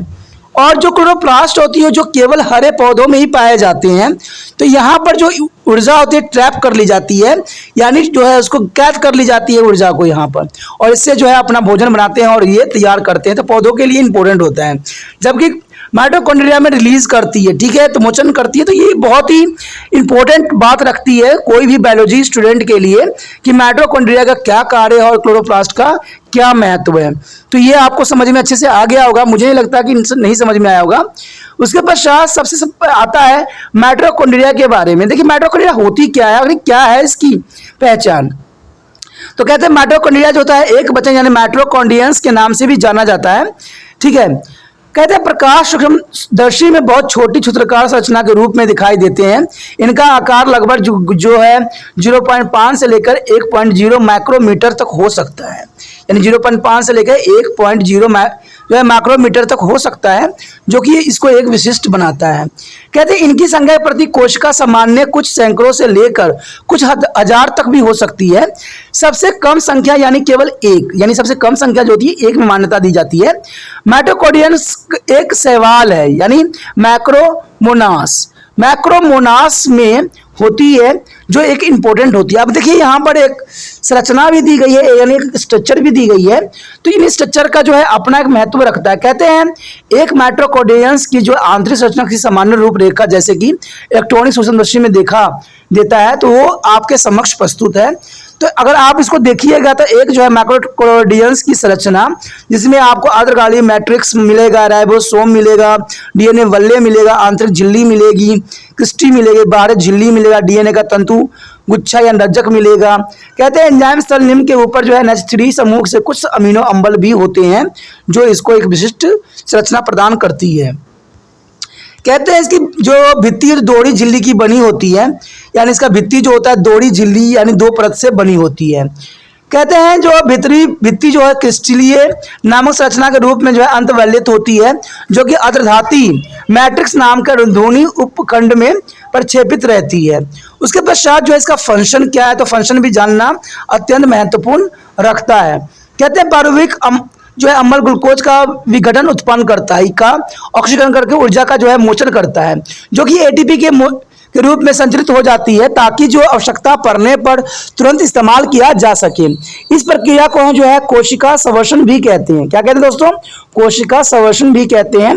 और इसके कारण माइटोकॉन्ड्रिया कोशिका का शक्ति घर भी कहा जाता है, यानी इसको पावर हाउस भी कहते हैं इसी कारण, क्योंकि इसमें कोशिका संवर्षण भी होती है और इसमें जो है ऊर्जा संचलित भी हो जाती है, यानी एटीपी पाई जाती है। एटीपी पाई जाने के कारण जो है इसको हम क्या कहते हैं दोस्तों? पावर फैक्ट्री ऑफ एनर्जी, यानी शक्ति बिजली शक्ति घर कहते हैं। यानी सारे जो शक्तियाँ होती है यहीं पे स्टोर होती है, जो इसको एक महत्वपूर्ण बनाती है। तो ये अत्यंत महत्वपूर्ण होता है किसी के भी लिए। कहते हैं इसमें जो है ऊर्जा मोचन में ग्लूकोज की निहित और स्वीकृत प्रभाव चार्ट आपके समक्ष भी दी गई है। तो ये प्रभाव चार्ट जो है बहुत ही महत्वपूर्ण है, जो कि बहुत ही इंपॉर्टेंट रखता है। कहते हैं इसमें जो है चार्ट में ये बताया गया कि कोशिका द्रव्य में जो होती है ग्लूकोज कोशिका में प्रवेश करता है और 6 कार्बन परमाणु युक्त करता है। 2 पाइरुवेट जो अम्ल अणुओं के रूप में जो विघटित हो जाता है 3 कार्बन परमाणु युक्त होती है। उसके पश्चात जो है माइटोकॉन्ड्रिया के भीतर जो है एसिटिल्स COA ऑक्सीकृत होकर CO2 और H2O और ATP बना देता है, जो कि बहुत ही महत्वपूर्ण अपना स्थान रखता है। उसके पश्चात है हमारे समक्ष जो है प्लास्टिडेट्स यानी लवक। प्लास्टिड का मतलब होता है दोस्तों लवक, यानी केवल पादप कोशिका में पाए जाते हैं ये, और ये रंगहीन अथवा रंगीन हो सकती है। इस तथ्य के आधार पर इसको तीन जो प्लास्टिडोल हो सकते हैं, जैसे तीन भागों में इसको विभाजित किया गया है। पहला तो इसने यही बताया है कि श्वेत लवक यानी ल्यूकोप्लास्टिक्स यानी ल्यूकोप्लास्ट जो होती है सफ़ेद तथा रंगहीन होती है। उसके बाद है वर्ण लवक यानी क्रोमोप्लास्ट। क्रोमोप्लास्ट जो होता है नीले और लाल पीले इत्यादि कलर के भी हो सकती हैं। उसके पश्चात है हरित लवक यानी क्लोरोप्लास्ट। क्लोरोप्लास्ट हरे रंग की होती है। तो सबसे पहले हमने देखेंगे क्लोरोप्लास्ट क्या है और क्लोरोप्लास्ट की क्या संरचना बनती है और क्लोरोप्लास्ट जो है क्या महत्वपूर्ण योगदान देता है। दोस्तों क्लोरोप्लास्ट को जो है हरित लवक के नाम से भी जाना जाता है हिंदी में। तो कहते हैं सभी हरे पादप कोशिकाओं के कोशिकांग द्रव्य में पाया जाता है और इसकी संख्या जो होती है 1 से लेके 1008 तक कुछ भी हो सकती है, यानी इसके कुछ भी रेंज हो सकती है। सामान्य डिस्क जैसे यानी गोलाकार दिखता है, जैसे कि सामान्य पौधे कोशिकाओं में पाया जाता है। कुछ पौधों में जैसे कि है स्पोरोगाइडा में रिवन जैसे अथवा अन्य शैवाल यानी जो है क्लोडोमोनास जो होता है प्लाज्मोनुमा होती है, जो कि बहुत ही महत्वपूर्ण रखता है। अब इसके स्ट्रक्चर किस बात पर डिपेंड करता है, कहते हैं स्ट्रक्चर जो है एक एकल हरित लवक यानी क्लोरोप्लास्ट की संरचना की सामान्य रूपरेखा बनाई जाती है। जैसे कि आप चित्र में भी देख सकते हो कि एकल हरित लवक की संरचना किस तरह बनाई गई, बहुत ही जटिल है, जिसमें स्टोमा पाया जाता है, प्रकाशीय अभिक्रिया के लिए ग्रेन एक स्थल है, लेमिनी है, अप्रकाशिकीय अभिक्रिया के लिए स्टोमा एक स्थल है, बाहरी झिल्ली है, आंतरिक झिल्ली है, एक ग्रेनम जिसमें से 40 से 60 ग्रेन प्रति क्लोरोप्लास्ट होते हैं से प्रेजेंट है। इसमें जो है ग्रेनम डिस्क के आकार के झिल्लीमय थैले जिन्हें हम जो है थाइक्लोकांट कहते हैं से निर्मित होती है और थाइक्लोडाइड की संख्या प्रति गैस 2 से लेकर 100 तक हो सकती है, जो इसको एक महत्वपूर्ण जो है रीजन बनाती है। कहते हैं उसके पश्चात जो है इसमें कुछ ध्यानपूर्वक देखने पर कुछ बातें आपको जो है ऑब्जर्व करोगे, वो ये करोगे कि इसमें जो है दोहरी झिल्ली की बनी कोशिका भित्ति होती है, अर्थात बाहरी भित्ति तथा जो भीतरी भित्ति होती है असंख्य स्टॉक समूह जिन्हें हम ग्रेनम्स कहते हैं, जो प्लाटिकाओं का द्वारा परस्पर जुड़ी हुई होती है। कहते हैं उसके पश्चात कोष जैसे जिसमें हम थायरोकोराइड्स कहते हैं थाइलोकॉइडल्स के जो हैं जो कि एक दूसरे के ऊपर स्थित होती है, ठीक है, और आपस में मिलकर जो है ग्रेनम्स बनाते हैं। क्लोरोप्लास्ट के अंदर एक तरल माध्यम स्टोमा भरा रहता है। तो इसका जो कार्य होता है दोस्तों कुछ ये होता है, क्लोरोप्लास्ट ही वह स्थल है जहाँ प्रकाश संश्लेषण फोटोसिंथेसिस सूर्य के प्रकाश की उपस्थिति में जल तथा कार्बन डाइऑक्साइड की जड़ीय शर्करा का बनना की प्रक्रिया संपन्न करती है। तो यानी यही चीज़ है जहाँ प्रकाश संश्लेषण होती है, जो कि अत्यंत महत्वपूर्ण बनाती है। कहते हैं क्लोरोप्लास्ट बना जो है माइटोकॉन्ड्रिया में क्या डिफरेंस है। देखिए क्लोरोप्लास्ट बना माइटोकॉन्ड्रिया जो होती है, क्या आप कल्पना कर सकते हैं कि दोनों कोशिकांग किस प्रकार एक दूसरे से विपरीत है। इसमें से एक तो सौर ऊर्जा का ग्रहण करके उसे एक जटिल अणु के रूप में बदल देता है, जिसे हम प्रकाश संश्लेषण द्वारा होता है, जबकि दूसरा जो होता है जटिल अणुओं को विघटित करके ऊर्जा निमुक्त करती है, जैसे श्वसन द्वारा होती है। तो देखिए इसमें जो होता है कहते हैं जहाँ ऊर्जा निमुक्त होता है वो माइटोकॉन्ड्रिया कहलाएगा, और जहाँ जो है आपका बदल देता है किसी चीज़ में, ठीक जटिल अणुओं के रूप में बदल देता है, तो ये प्रकाश संश्लेषण होगा जो पौधों में होता है। माइटोकॉन्ड्रिया और क्लोरोप्लास्ट में समानताएं क्या है, ये समानताएं की बात बताई गई, बहुत इंपॉर्टेंट है। देखिए दोनों में ही अपना अपना डीएनए आनुवांशिक पदार्थ होता है, जो कि इसको एक महत्वपूर्ण बनाता है। दोनों में ही अपना डीएनए आनुवांशिक पदार्थ होता है, इसलिए इसको एक महत्वपूर्ण बनाता है, और साथ ही अपना अपना आरएनए प्रोटीन संश्लेषण के लिए होते हैं। तो इस प्रकार वो केंद्रक की सहायता से बिना ही अपने ही किस्म के कोशिकांग अधिकांश संख्या बना सकते हैं। तो ये महत्वपूर्ण बनाता है क्योंकि क्लोरोप्लास्ट व माइटोकॉन्ड्रिया में अपना डीएनए आनुवांशिक पदार्थ व स्वयं के राइबोसोम होते हैं। उन्हें हम अर्ध स्वतंत्र तथा अर्ध अस्वतंत्र कहते हैं, क्योंकि कोशिका द्रव्य के बाहर लंबे समय तक इनका स्वतंत्र अस्तित्व नहीं रहता है, क्योंकि उनके अधिकतर जो प्रोटीन न्यूक्लियस कक्ष की सहायता से बनते हैं। तो ये काफ़ी महत्वपूर्ण बनाता है, ठीक है। उसके पश्चात जो हमारा है topic, our next topic is endoplasmic reticulums means ER, Golgi body and ribosome. Here The endoplasma reticulum means ER and Golgi body are single membrane bond structure. The membranes has the same structure lipid protein as the plasma membranes, but ribosomes do not have a membranes. Ribosomes are involved in their synthesis of protein in the cell. Golgi body in the excreting and the endoplasma reticulum in the transporting and sorting the products. These three organelles operate together. A 4.7 to 4.8 show the diagram of the ER and the Golgi body as seen under the electron microscope. And the note the ribosome present in a ER. Here show this diagram. The first diagram is a Golgi body and second is a endoplasma reticulum. Both are same division but are different to cytomesis is a present of Golgi body and their endoplasma reticulum is the nucleus pores, roughly endoplasma reticulum and ribosome smooth endoplasma reticulum. There is a two are ribosome present is a ER. There are roughly endoplasma reticulum and smooth endoplasma reticulum. That is important for a exam view. Here difference between the endoplasmic reticulum, Golgi body and ribosome. There is a structure. First is a structure. A network of membranes with the thing within the 50 to 60 degree. It is of the two types of rough endoplasmic reticulum means RER. What do you full form for the RER? Rough endoplasma reticulum means RER. When the ribosome are attached to it is a smooth endoplasma reticulum. Friend, what is the full form of SER? The smooth endoplasma reticulum. When no ribosome are present, the Golgi body are it is a stalk and membranous sac of the same thickness as a ER exhibit to the great diversity in the size and shape. But ribosome is a spherical about 150 to 250 and their diameter up to the large molecules of RNA and protein, ribonucleic protein. And second is a endoplasma reticulum means ER. They are distributed to the throughout of their cytoplasma and it is the contact with their cell membranes as well as their nuclear membranes. So Golgi body is in the animal cells present around their nucleus of 3 to 7 in the number. In a plant cells, many in the number of and present are scattings throughout their cells called to dactylosome. The ribosome is spherical about 150 to 250. As the diameter made up to the large molecules of RNA and the proteins, ribonucleic protein. There is a present in the two free particle cytoplasma attached to ER, also form that is stored to nuclei inside their nucleus ATS type.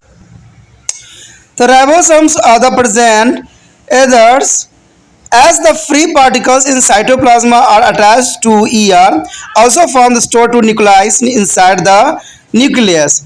80 S types found to the eukaryotics and 70 as the prokaryotics. A several unit of measuring to the ribosome. Learn to the preview chapter. And second is a function. The function is provided to the internal framework compartment and the reaction surface, transport enzyme and other materials throughout their cells. RER is their site of the protein synthesis on the SER for steroids synthesis store of carbohydrate. And second is the Golgi body, their synthesis and secretion as the enzyme participate in the transformation of membranes to give a rise to other membrane structures such as the lysosome, acrosomes and dactylosome. A centralized wall is an element like a pectins and macellus. There is a ribosomes is a site for proteins. देखिए दोस्तों, यहाँ पर जो हमारा topic है आंतरद्रव्य जालिका, ठीक है, endoplasmic reticulum यानी ER, जो Golgi कार्य और राइबोसोम, ये बहुत ही महत्वपूर्ण रखता है अपने स्थान पे। कहते हैं एंडोप्लाज्मिक रेटिकुलम जो होती है दोस्तों, कहते हैं Golgi कार्य के ऊपर केवल एक ही झिल्ली होती है और ये झिल्ली जो होती है बहुत ही महत्वपूर्ण होती है। झिल्ली की संरचना का प्लाज्मा झिल्ली के समान ही होती है और इसे हम क्या कहते हैं, लिपिड प्रोटीन, क्या कहते हैं दोस्तों, लिपिड प्रोटीन्स रहती जो संरचना होती है, लेकिन राइबोसोम में झिल्लियाँ नहीं होती है। राइबोसोम कोशिकाओं में पदार्थों को संश्लेषण में लगे रहते हैं, यानी पदार्थों का क्या करता है, ये संश्लेषण करता है, जो एक महत्वपूर्ण कार्य है। ग्लोब्सी पिंड जो है स्वयं ही में एक एंडोप्लाज्मा रेटिकुलम उत्पादन में, परिवहन तथा संग्रह में लगे रहते हैं, और ये तीनों कोशिकाओं के अंग एक साथ कार्य करते हैं, तीनों जगह जो है ये एक साथ ही कार्य करता है। यहाँ पर चित्र में भी दिखाने की कोशिश किया गया है, ठीक है। एंडोप्लाज्मिक रेटिकुलम तथा ग्लोब्सी काय के एक इलेक्ट्रॉनिक सूक्ष्मदर्शी में देखने पर जो आरेख दिखता है उसको यहाँ प्रदर्शित किया गया है, ठीक है। एंडोप्लाज्मिक रेटिकुलम में विद्यमान राइबोसोम को ध्यान से आपको देखिए, इसमें कुछ खास बात आपको दिखेगा, जैसे कि डायग्राम भी है इसमें। ग्लोब्सी काय सबसे पहला है जो देखिएगा, तो दोनों जो है सेम ही है, बट उसी लगता है जैसे इसी का ही पार्ट है, लेकिन होता तो है ही इसी का, लेकिन ये ग्लोब्सी काय के रूप में आ जाता है और इसका जो है अंतर्द्रव्य जालिका में आ जाता है।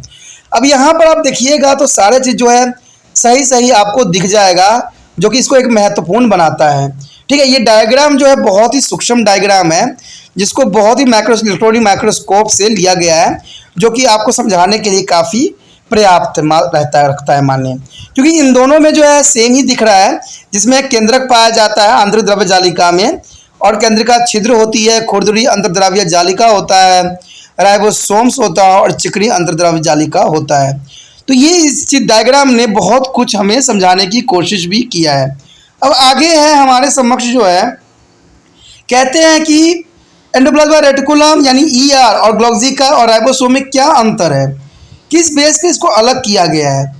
तो देखिए दोस्तों, इसका अंतर जानना भी अत्यंत महत्वपूर्ण माना जाता है, ठीक है। पहले तो होता है यही आता है संरचना में, जो एंडोप्लाज्मिक रेटिकुलम का होता है, कहते हैं झिल्ली का एक अंतर्जालिक जो है जालक्रम, जिसकी मोटाई जो होती है 50 से 60 डिग्री होती है, और ये दो प्रकार की होती है। याद रखना दोस्तों, एग्जाम व्यू से इंपॉर्टेंट है कि एग्जाम में पूछ लेता है कि आर ई आर का फुल फॉर्म क्या है, तो आर का फुल फॉर्म क्या है, क्या रफ एंडोप्लाज्मा रेटिकुलम, यानी इसको हिंदी में कहेंगे खुरदुरा अंतर्द्रव्य जालिका, खुरदुरा यानी रफ एंडोप्लाज्मा रेटिकुलम, और हिंदी में क्या कहेंगे दोस्तों, खुरदुरा अंतर्द्रव्य जालिका।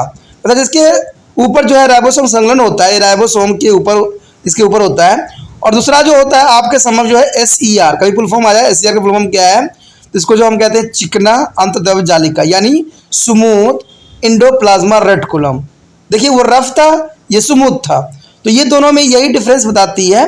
ये संरचना होता है एंडोप्लाज्मा रेटिकुलम यानी ER का, ठीक है, जिस पर राइबोसोम नहीं होता है। यानी याद रखना कि RER पर जो होता है राइबोसोम संलग्न रहता है, और जो है SER पर जो है राइबोसोम नहीं होता है।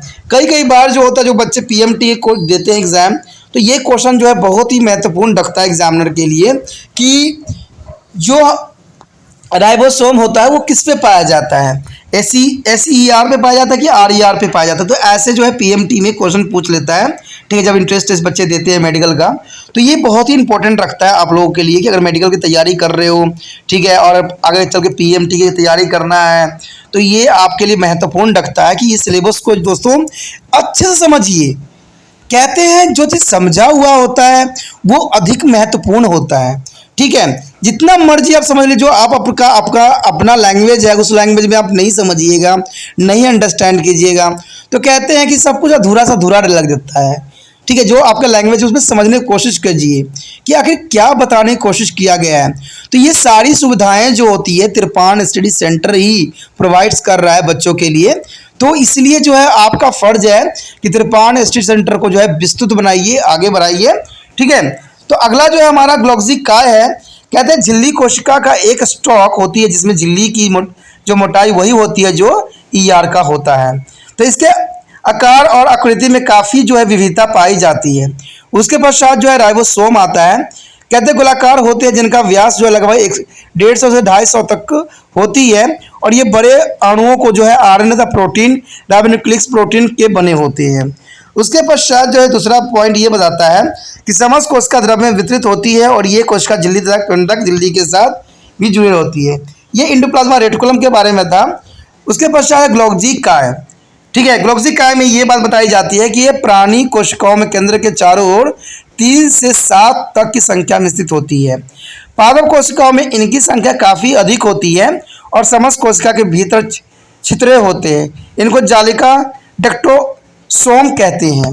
उसके पश्चात जो है राइबोसोम में क्या कंडीशन होती है इसको तो ये देखना अत्यंत महत्वपूर्ण होता है। कहते हैं या तो कोशिका द्रव्य में मुक्त कणों के रूप में स्थित होते हैं अथवा ईआर के संलग्न होते हैं या केंद्र के भीतर केंद्र यानी न्यूक्लियस में संचलित भी हो सकते हैं।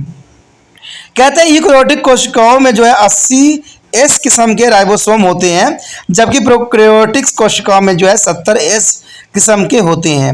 यानी एस राइबोसोम का मापने के जो है स्वेडबर्ग इकाई है जो हम पहले भी पढ़ चुके हैं। अगर आपने इसका तीसरा चैप्टर देखे होंगे तो आपको इस बात की पूरी नॉलेज होगा कि स्वेडबर्ग होती क्या है। तो कहते हैं ना कोई चीज़ मिस करोगे तो वो आपको मिस कर देगा। उसके पश्चात हमारे समझ आता है प्रकार्य। देखिए दोस्तों प्रकार्य में क्या है, कहते हैं कि आंतरिक ढांचा यानी फंक्शन में जो है आंतरिक ढांचा खंड और अभिक्रियाएं सतह पर प्रस्तुत करती है। एंजाइम तथा अन्य पदार्थों को समस्त कोशिका में ले जाता है। आरईआर जो होती है और प्रोटीन संश्लेषण करती है। देखिए आरईआर क्या करता है, प्रोटीन संश्लेषण होता है, जबकि एसीआर पर जो है स्टेरॉइडों पर संश्लेषण होता है। यानी स्टेरॉइडों का संश्लेषण होता है तो इसमें जो है कार्बोहाइड्रेट संचलित होती है। ये पीएमटी क्वेश्चन बहुत इंपॉर्टेंट बनता है, ठीक है। उसका फंक्शन जो है आपका इसमें एंजाइम का संश्लेषण और श्वेत होती है और झिल्ली के रूपांतरण में योगदान करता है ताकि झिल्लियों में निर्मित अन्य संरचना जैसे कि लनकाएं, लाइसोसोम, अग्रपिंडक, एक्रोसोम और जालिकाएं बन सके और जो है पैक्टिन संश्लेषक जैसे भित्ति तत्वों का संश्लेषण कर सके, ठीक है। उसके बाद लास्ट में यही आता है कि प्रोटीन संश्लेषण स्थल होती है, तो ये जो है काफ़ी महत्वपूर्ण बनाता है। Our next topic is the macro bodies. The macro bodies are teeny but important. The macro bodies are teeny but very important for our study. Here, these are the small sac-like structure bounded by their single membranes. These are of the different kind of which we will be take up three with a lysosome, peroxisomes and glucosome. Here is a lysosome. The lysosome means the lyso is a breakdown. A soma means body. The lysosomes are present in almost all animal cells and some non-green plant cells. They are performing to intracellular digestions. Intracellular digestions. So in this figure, the structure of lysosome in a electron microscopy structure. Here the present of discharge of debris and the discharge of vacuoles. The phagocytes they are taking in the solid material in the cell membranes and a fusion of phagocytics and visible with the lysosome. A lysosome containing two hydrocytic digestive enzyme and Golgi aperatures defected organs mitochondrions. They present of them. Lysosome are called to the suicidal bag. The main feature of lysosome are flowing. Their membranes sac or bodied of the from a Golgi body may be 100 in the single cells, contain a several enzyme about 40 in number. Materials to be acted upon to the enzyme enter to the lysosome. The lysosome are also called to the suicidal bag because as enzyme containing in them can be digest the cells. Organ material when to damage are dead. Friend, why they called to the suicidal bag of lysosome? Because there is a cells of damage are dead. There is the deadly or digested. So it's called to the suicidal bag. Important for the exam view. So please learn this question. And the other is important of intracellular digestion by lysosome. So what is important of intracellular digestion by the lysosome? So here they help in the nutrition of the cells by digested food as they are rich in the various hydrolyses of enzyme which enable to them to digest almost all major chemical constituent of their living cells and help in the defense by the digesting germs as will be white blood cells. White blood cells. And thirdly is a help in the cleaning of the cells by digestive damaged material of the cells. Friend, here the damaged material cells, they are digested, so called suicidal bag. So is the 4 point provide to energy draining to the cell starvations of digestion of the open part of the cells. Autophagics and the auto self is a phases it up. Then and fifth point is a help to the sperm cell in the it entry the eggs by the breakdown through the digestive the eggs membranes. So important for the sperm to the entering for the eggs on breakdown through the digested. And 6 point in a plant cells a mature xylem cells lose all cellular content by lysosome activity. The 7 point is the last point. When the cells are or diseases or injury, lysosome attack their cell organs and digest them. In other words, lysosome are autophages, self-devourings, and the peroxisome. Peroxisome is found both in a plant and animal cells. Found in the green leaves were higher plants. So there is the participate in the oxidation of substrate resulting in the formation of hydrogen peroxide, and they often contain to the central core of the crystalline materials called nucleides and compose the uterus oxidase of crystals. And second is this these bodies are mostly spherical or avoid and about the size of mitochondria and lysosome. They are usually close to the association with their ER. They are involved in the photosynthesis in plant cells and the bearings about the fat metabolism in a cell. And glycosome.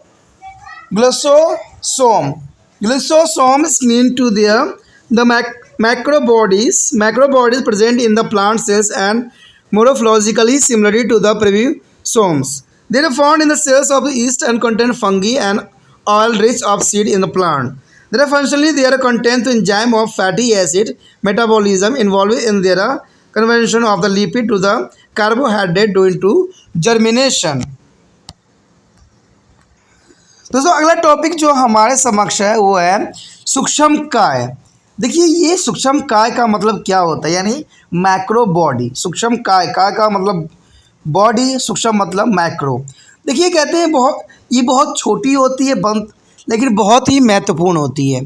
हमारे शरीर में इसका जो है बहुत ही important महत्वपूर्ण योगदान होता है। ठीक है, तो यही बात बताई गई है। कहते हैं कोशिका में छोटी से छोटी कोशिका होती की संरचना भी होती है जो अपनी अपनी झिल्लियों में घिरी हुई होती है।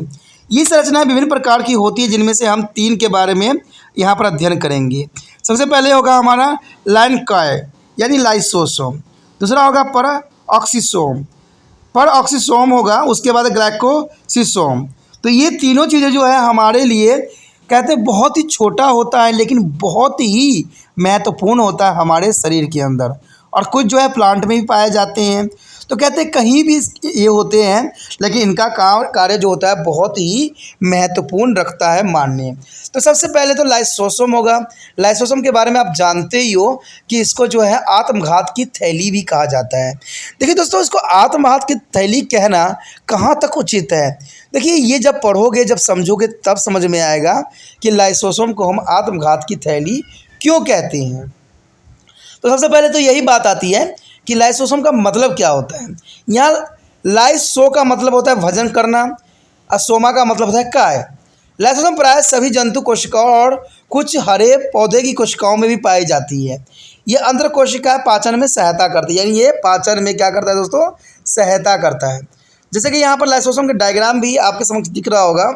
ठीक है, ये जो है लाइसोसोम का डायग्राम है जो कि बहुत ही महत्वपूर्ण है। इसमें देखिएगा तो एक जो है एक विशिष्ट संरचना दिख रही होगी आपके समक्ष, जिसमें व्यर्थ पदार्थ विसर्जित होती है।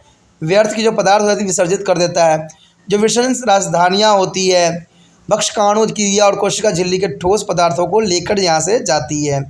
भक्षाणु अश्व को ललकार का साथ योजना बनाती है और उसका जल अवघटनीय पाचक एंजाइम युक्त लाइसोसोम बनाती है। ठीक है, इसमें ग्लॉक्सी उपकरण भी पाए जाते हैं। इसमें अग्रय हो चुके कोशिका अंगक यानी माइटोकॉन्ड्रिया भी पाई जाती है। अब बात यहाँ पर ये रह गया कि लाइसोसोम कुछ क्या लक्षण होंगे। देखिए दोस्तों, लाइसोसोम में कुछ प्रमुख लक्षण हैं जो कि बहुत ही महत्वपूर्ण भी है एग्जाम व्यू से। कभी कोई लाइसोसोम के लक्षण आ जाता है तो ये इंपॉर्टेंट है। सबसे पहले तो यही आता है कि झिल्ली में कोशिका जो ग्लॉक्सी काय से जो है मुक्लित होकर अलग हो जाता है। देखिए दोस्तों, इसमें क्या बात बताई गई है कि झिल्ली में कोश से जो ग्लॉक्सी काय से जो है मुखलित होकर अलग हो जाती है। उसके पश्चात जो है एक कोशिका में सैकड़ों की संख्या में हो सकती है। देखिए ये कोशिका जो होती है एक भी हो सकती है और सैकड़ों भी हो सकती है। इनके भीतर अनेक एंजाइम लगभग 40 मौजूद होते हैं। देखिए इसमें एंजाइमों की संख्या कितनी है, 40 है।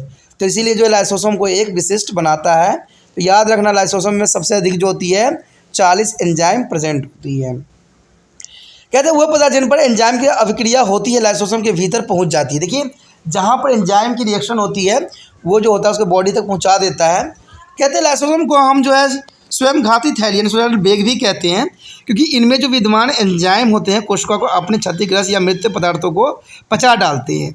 आपने देखा होगा लोगों को एक्सीडेंट होता है तो आपको पता है अंदर भी, बॉडी के अंदर भी कुछ घायल होते होंगे, चोट लगते होंगे, तो उसके अंदर जो जितनी टूट फूट हो जाती है उसका क्या होता है, क्या वहाँ पर डॉक्टर साफ़ कर देते हैं? ऐसा कुछ नहीं होता दोस्तों। लाइसोसोम का कार्य होता है, वो उसको भक्षण कर जाती है, पचा डालती है। अगर ऐसा ना करे तो वो अंदर ही सड़ने लग जाएगा और हमें बीमार कर देगा। मैंने कहा ना, जो परमात्मा ने जो बनाया है धरती में मनुष्य जाति को, ये बहुत ही सोच समझ के बनाया है और सबका जो है कि अपना में एक महत्वपूर्ण कार्य भी दिया है। कहते हैं जैसे कि कोई स्टूडेंट होता है, स्टूडेंट का कार्य ये होता है कि कोई अगर वीडियो आपको अच्छा लगता है, आपने अगर आपको समझाने का ढंग सही लगता है तो उसको लाइक भी करना होता है, शेयर भी करना होता है, बच्चों से सब्सक्राइब भी करवाना होता है। कहते हैं कि जब तक कोई कुछ आगे बढ़ेगा नहीं तब तक आपके लिए भी कुछ आगे मिलेगा नहीं, क्योंकि अगर मैं बढ़ूँगा तो आप भी बढ़ोगे, तो आपके लिए बहुत सी चीज़ें इसमें प्राप्त होगी। आपके लिए यहाँ पेपर मिलेगा, आपको यहाँ पर पीएमटी की तैयारी मिलेगी। तो कहते हैं अगर मैं विस्तृत होता हूँ तभी मैं करूँगा ना, तभी मुझे प्रोत्साहित मिलेगा, क्योंकि मैं तो एक हूँ, मैं अनेक होना चाहता हूँ और ये कार्य आप करोगे। और आप कब करोगे? जब मैं आपके लिए अच्छा से अच्छा करूँगा। तो दोस्तों मैंने कहा ना, त्रिपाण स्टडी सेंटर का पढ़ाने का अंदाज़ अलग है, समझाने का अंदाज़ भी अलग है। एक बार जो समझेगा हमेशा याद उसके दिमाग में रहेगा, क्योंकि जब आप ये वीडियो देखोगे तो मुझे इतना विश्वास है, गारंटी दे सकता हूँ कि आप जब एक बार समझ लोगे ना पूरे वीडियो को, तो 100% है आपके माइंड में वही बात जो है चलती रहेगी। ठीक है, 2-4 बार अगर आप देख लेते हो कंटिन्यू तो 100% जो है आप उसके मास्टर बन जाओगे। हर एक टॉपिक जो होगा आपके जो है जहाँ पे याद रहेगा। तो इसलिए कहता हूँ कि दोस्तों कि मैं चाहता हूँ कि हर बच्चों को जो है ये टिप्स पे याद हो जाए, अच्छे से याद हो जाए, क्योंकि त्रिपाण स्टडी सेंटर कभी ट्रिक को मान्यता नहीं देती है, अंडरस्टैंडिंग को मान्यता देती है। ठीक है, ट्रिक तो जो होती है कहीं कहीं होती लगती है, लेकिन जो समझने वाली चीज़ होती है वो सदैव ही अग्रसर होती है और हमेशा आगे रहती है। ठीक है, तो ये बहुत ही इंपॉर्टेंट बात बताया गया है आपके लिए। ठीक है, आगे चलते हैं, हमारा टॉपिक पे आ जाते हैं, क्या कहता है आगे। अगला जो है हमारा लाइसोसोम द्वारा अंतर कोशिका पाचन का महत्व। देखिए अंतर कोशिका पाचन जो कर जाता है ये आखिर इसका कैसे होता है, तो इसका क्या महत्व होता है। भोजन को पचाकर कोशिकाओं के पोषण में सहायता करना, क्योंकि इनमें विभिन्न जल अपघटनीय एंजाइम मौजूद मात्रा में विद्यमान रहते हैं, जिनकी सहायता से ये जीवित कोशिकाओं के लगभग सभी मुख्य रासायनिक अवयवों को पचा सकता है। कोई भी रासायनिक अवयव होता है ना, जो ये लाइसोसोम आसानी से इसको जो है पचा देता है, रोगाणुओं को समाप्त कर देता है, जैसे कि श्वेत जो है रुधिर कोशिकाओं में होता है। रोगों से सुरक्षा प्रदान करने में भी सहायता करता है ये काफ़ी। तो देखिए लाइसोसोम का कितना महत्वपूर्ण योगदान है।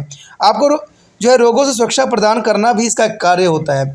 कोशिका के क्षतिग्रस्त पदार्थों को नष्ट कर कोशिका को स्वच्छ रखने में सहायता करता है। देखिए कहीं भी टोट फोड़ हो, क्षतिग्रस्त होता है तो उसको नष्ट करे, कोशिकाओं को जो है निकालने के काम भी इसी का ही है।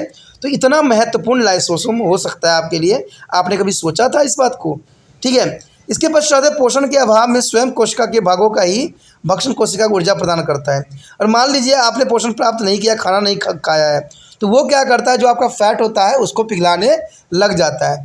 तो ये सारे कार्य लाइसोसोम का होता है दोस्तों, बहुत ही महत्वपूर्ण कार्य है लाइसोसोम का। अगर मान लीजिए आप फास्ट करते हैं, व्रत करते हैं, तो वहाँ आपको बहुत कमजोरी महसूस होगा, लेकिन देखते हो जब खाना का टाइम मिस हो जाता है तो ऑटोमेटिक आपकी एनर्जी रिलीज़ हो जाती है। तो ये सारे काम है जो लाइसोसोम करती है आपके लिए दोस्तों। ये लाइसोसोम ठीक है, जो कि आपको हेल्प करता है, आपको एनर्जी प्रोवाइड्स करता है और आप फिर से जो है ताज़ा महसूस कर जाते हो। कहते हैं अंडे की झिल्ली को जो भेद कर उसके भीतर शुक्राणु को प्रवेश कराने में मदद करता है। देखिए कहते हैं लाइसोसोम कितना महत्वपूर्ण कार्य करता है। जो जीवन की उत्पत्ति होती है, पता है ना आपको, कि जब स्पर्म जाता है एग से मिलता है तो एग होती है, आखिर एग में जो छेद कौन करता है और कैसे एंट्री दिलाता है?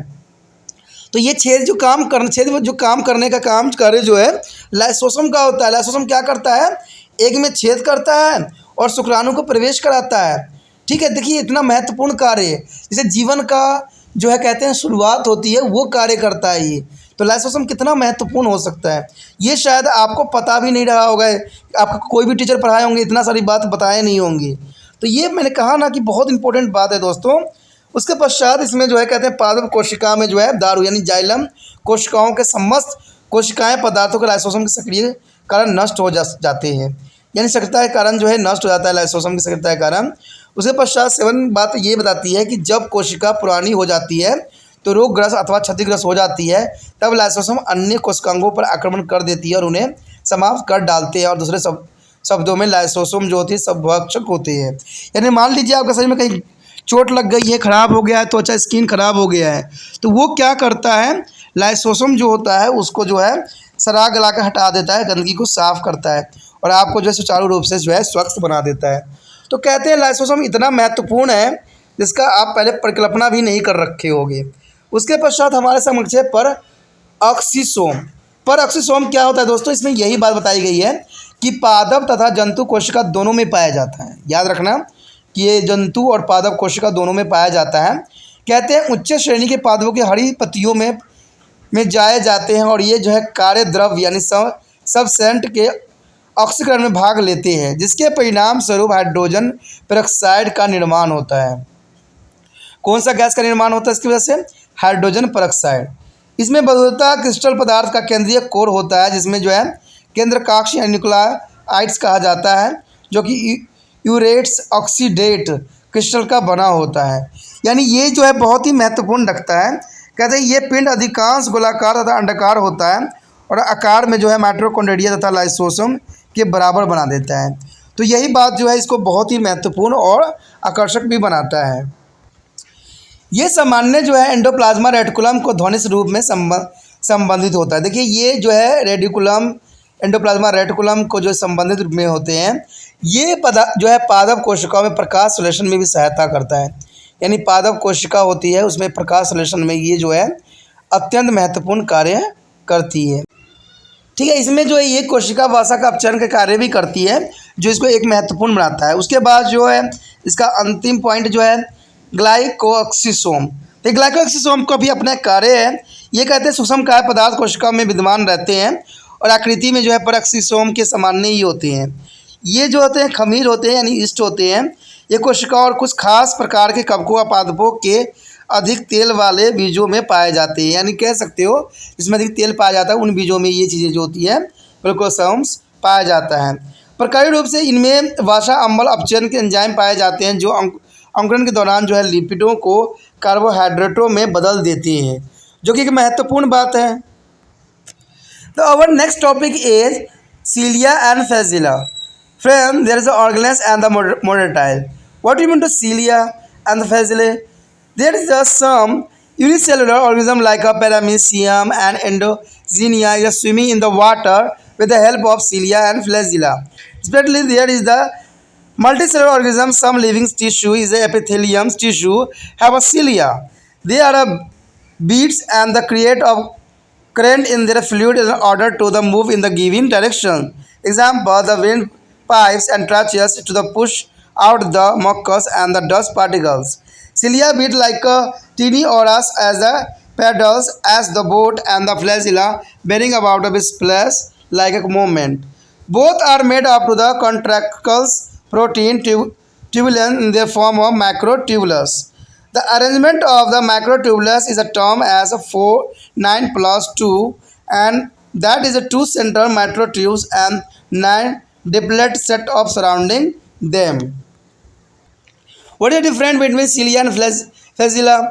There is a cilia is a shorter 5 to 10 micrometer, and there is a flagella is a longer 15 micrometer, and there is cilia is a several 100 per cell structure, protoplasmics and projection and the membrane bond. Here is the flagella is the usually 1 or 2 in the most cells. Cilia is a consist of 9 sets of peripheral doplet macrotubulus and 1 set of 2 single tubulate in their center. and flagella is the same as cilia. There is a centrioles. It is present in all animal cell, but not in amoeba. There is not a present in amoeba. It is a optional case. So come in the PMT exam. There is an important question for PMT value. Centro, it is present in the all animal cell, but not in amoeba. Centro is not present in amoeba. For the PMT examination view, located just outside their nucleus, it is cylindrical, 0.5 micrometer in the length and without a membrane. It has a 9 set of peripheral triplet tubulus, but none in the center, 9 plus 0. Each set of the 3 tubulus arranging in the defined angle shown in this figure, it has oven DNA, RNA, and therefore it is a cell duplicating. The function of centrioles are involved in the cell division. They give orientals to their mitotics and the spindle, which for doing to cell division. The matrices are showing to 9 plus 0 structure and favorable tubulus shown in this figure. The basal body, there are structures similar to the centroid. They have the same 9 set of triplet organizations, 9 plus 0 as the centroid. There are cilia and flagella appear to arise from the blastobodies. Blastobodies are nucleids. The पक्षवादी cilia और कसाभिका प्लाजोजेला. फ्लैजोजेल इस गतिशीलता के लिए जो है कोशिकांग बहुत ही महत्वपूर्ण होता है, यानी पक्षाभ यानी सीलिया और फ्लैजेला जो होती है बहुत इंपॉर्टेंट माना जाता है. कहते हैं कुछ कोशिकाएं जीव जैसे कि पैरामीशियम और यूग्लिन्स, जिसमें जो है सीलिया बहुत ही महत्वपूर्ण योगदान देता है. आप सोच रहे हो कि सीलिया का क्या काम होता है पैरामीशियम में. देखिए दोस्तों, सीलिया जो होती है बहुत महत्वपूर्ण इसलिए होता है कि पैरामीशियम के पास कोई पैर और नहीं होती है, तो सीलिया जो होती है उसको तैरने में बहुत ही महत्वपूर्ण योगदान देती है और इसके सहारे ही जो है ये जो है पैरामीशियम सब तैर सकते हैं. पश्चात आता है कशाभ की जो है सहायता से पानी में तैरते हैं. बहुकोशिकीय जीवों के कुछ जीवित ऊतकों जैसे एपिथेलियम ऊतकों में भी सीलिया होते हैं. जैसे आपको पता होगा जो बहुकोशिकीय जीव जैसे हम लोग होते हैं उनके जो एपिथेलियम ऊतक होते हैं वहाँ भी सीलिया जो होता है प्रेजेंट होता है. ये पक्षवास जो अपनी गति द्वारा तरल पदार्थों में एक धारा उत्पन्न कर देते हैं ताकि एक निश्चित दिशा में जो है गति कर सके. उदाहरणतः श्वास प्रणाली ट्रैकिया के श्लेष्मा और धूल कणों को बाहर निकलने के लिए जो है ये महत्वपूर्ण योगदान देता है. तो जो ये सीलिया है इसका यही काम जो है इसको एक महत्वपूर्ण बनाता है. कहते हैं उसके बाद जो है सीलिया छोटे आकार की पतवारों जैसे कि नाव में इस्तेमाल होते हैं की भांति गति करते हैं और कशाभ करों की भांति भी गति करते हैं, जो कि काफ़ी इम्पोर्टेंट भी रहता है. कहते दोनों ही संकुचनशील प्रोटीन जो है डब्ल्यूलिन्स से बने होते हैं और जो है सूक्ष्म नालिकाओं के रूप में विद्यमान भी होते हैं, यानी ये सूक्ष्म कण के रूप में जो होते हैं सदैव विद्यमान होते हैं.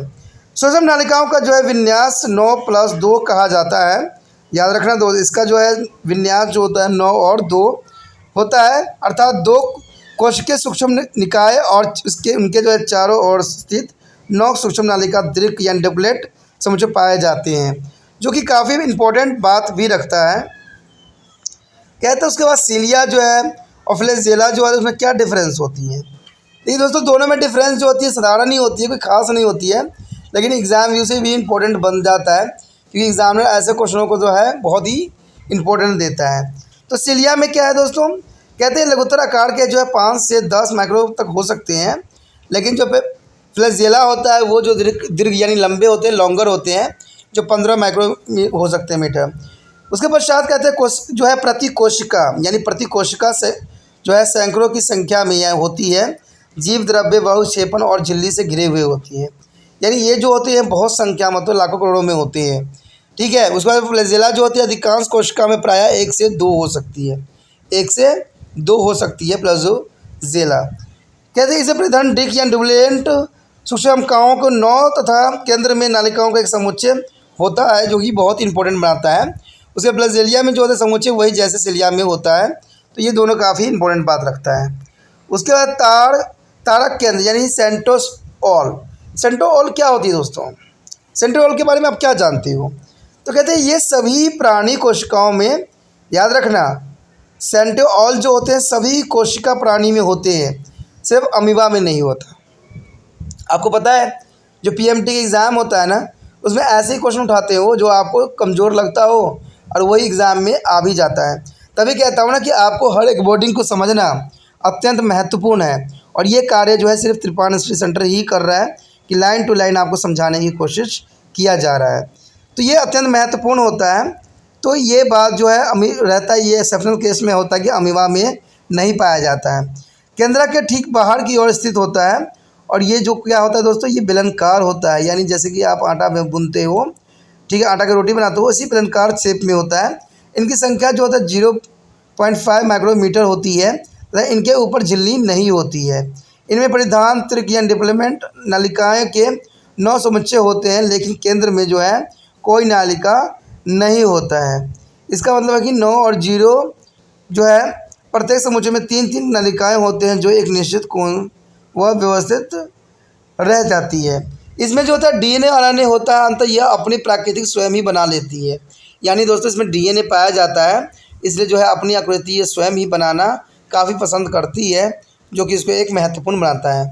उसके पश्चात जो है फंक्शन यानी प्रकार्य, कहते तार केंद्र यानी जो है सेंट्रियोल्स कोशिका विभाजन में सहायता करती है, और ये जो है कोशिका विभाजन के समय निर्मित होने वाले जो है सूत्री तंतु यानी स्पेंडल के दिशा को प्रदान करता है। देखिए तो कितना इंपॉर्टेंट कार्य है, यानी इसमें जो है कोशिका विभाजन तो होती है, समय निर्मित भी होने वाली सूत्री तंतु यानी स्पेंडल को भी दिशा प्रदान करता है। तो ये काफ़ी इंपॉर्टेंट इसको बनाता है। यहाँ पर जो डायग्राम में दिया गया तार केंद्र का जो है दृश्य आपके समझ देख ही रहा होगा। इसमें जो है सेंट्रियोल जो है 9+0 संरचना दर्शाता है, जो कि इसको एक इम्पोर्टेंट भी बनाता है। उसके पश्चात हमारे समक्ष आधारिका यानी बेसल बॉडी, ये सेंट्रियोल से मिलती जुलती संरचना होती है। सेंट्रियोल की संख्या इनमें जो है भी उसी प्रकार के त्रिक संगठन 9 समुच्चय होते हैं, जिनमें से प्रत्येक में 3-3 नाभिक होते हैं। कसाब या अभिक्राभिक्स जाइलम्स आधारित काय के निकलते हुए दिखाई भी दिया गया है। तो ये काफ़ी इम्पोर्टेंट रखता है, ठीक है। इसी के साथ जो है हमारा ये टॉपिक ख़त्म हो जाता है दोस्तों। इसका आगे का टॉपिक जो है हम अगले पार्ट में करेंगे, जो कि बहुत ही महत्वपूर्ण होगा। आप सोचते होंगे कि छोटा छोटा पार्ट क्यों है। देखिए दोस्तों, बच्चे कई प्रकार के होते हैं, कई तरह की सोच होते हैं उनके, इसलिए त्रिपाण स्टडी सेंटर जो है बच्चों के लिए और बच्चों के लिए ही अग्रसर है, ठीक है। तो इसलिए जो है कुछ वीडियो जो होते हैं छोटे होते हैं, फिर उसके बाद उसको बड़ा बनाया जाता है, और एक जो होता है पूरा लेंथी होता है। तो बच्चों को जैसा समझ में आता है वैसा जो है वो चूज़ कर सकते हैं और वैसे वीडियो को देख सकते हैं, क्योंकि मेरा उद्देश्य सिर्फ यही होता है त्रिपाण स्टडी सेंटर का, कि बच्चों को जो है बच्चों तक समझ जो है पहुंचाया जाए, और इसका कुछ भी माध्यम हो सकता है, इसमें कोई दो राय नहीं है। तो आप भी जो है त्रिपाण स्टडी सेंटर को इस तरह लाइक शेयर सब्सक्राइब कीजिए, दोस्तों के साथ शेयर कीजिए, और हमेशा जो है त्रिपाण स्टडी सेंटर को आगे बढ़ाने के लिए अग्रसर रहिए। सोचिए नहीं दोस्तों, विचार ना कीजिए, क्योंकि कहते हैं जिससे ज्ञान मिले उस चीज़ को फैलाओ। आपने देखा होगा कि जैसे कि इत्र कहीं खोल देते हो तो पूरे ही एरिया में जो है फैल जाता है, तो वो कार्य वायु का होता है, यानी हवा जो होता है इत्र को हर जगह फैला देता है।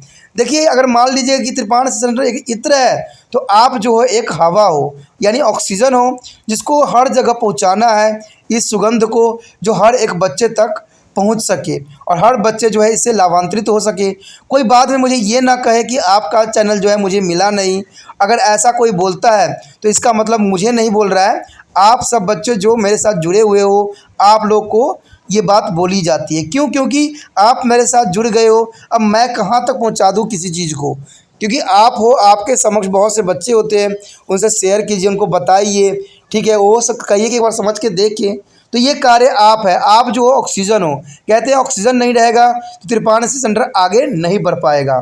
तो आप ऑक्सीजन के काम कीजिए और मैं जो बनूंगा इत्र के समान बनूंगा, जो सिर्फ आपको सुगंधित फैलाऊंगा, और ये सुगंध फैलाने का कार्य सिर्फ आपका है। तो इसी तरह त्रिपाणी स्टडी सेंटर के बाद बने रहिए और हमेशा लाइक शेयर सब्सक्राइब कीजिए, दोस्तों के साथ भी शेयर कीजिए। इसी के साथ जो है दोस्तों हमारा टॉपिक आज खत्म हो रहा है, ठीक है। अगर आपको अच्छा लगा तो लाइक शेयर सब्सक्राइब जरूर कीजिए।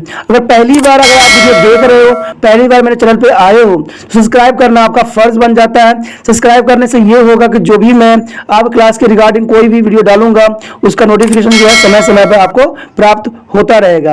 अगर सब्सक्राइब नहीं कीजिएगा, अगर आप दोबारा से त्रिपाणी स्टडी सेंटर पर आने की कोशिश कीजिएगा तो वहां पर आप त्रिपाण लिखिएगा तो जो है वो त्रिपस कर देगा, ठीक है। जो आप गूगल पर सर्च करोगे तो त्रिपस कर देगा, जिससे वजह से आप जो है मेरे वीडियो का जो है फायदा नहीं उठा पाओगे। तो सोचिए मत, विचार मत कीजिए, सब्सक्राइब कीजिए। आप सोचते होइएगा कि मेरे जो एग्जाम खत्म हो जाने के मेरा क्या जरूरत है त्रिपाण स्टडी सेंटर से, ठीक है, तो इसलिए सब्सक्राइब नहीं करने का सोचिएगा। लेकिन दोस्तों ऐसा नहीं है, त्रिपाण स्टडी सेंटर जो है बहुत हेल्पफुल है। क्यों? क्योंकि ये जो है आपके 8th class 9th 10th 11th 12th जो आर्ट्स के सब्जेक्ट को कवर करता ही है, प्लस जो है ये NISU बोर्ड के जो है 10th प्लस 2 को भी कवर करता है। साथ में BA जो है फर्स्ट ईयर से लेकर 6 सेमेस्टर तक बच्चों के लिए ये अग्रसर रहेगा आर्ट्स सब्जेक्ट में। तो सोचिए नहीं, विचार नहीं कीजिए, काफी जो है त्रिपाण स्टडी सेंटर का फायदा ही फायदा है, ठीक है। अगर आप मुझे प्रोत्साहित करोगे तो आपके लिए मैं तरह तरह के वीडियो बनाऊंगा जो आपको फायदा पहुंचाएगा। एग्जाम के तौर पे मैं आपको जो है पेपर भी आपको सोल्यूशन करके दिखाऊंगा जो आपके लिए फायदेमंद रहेगा।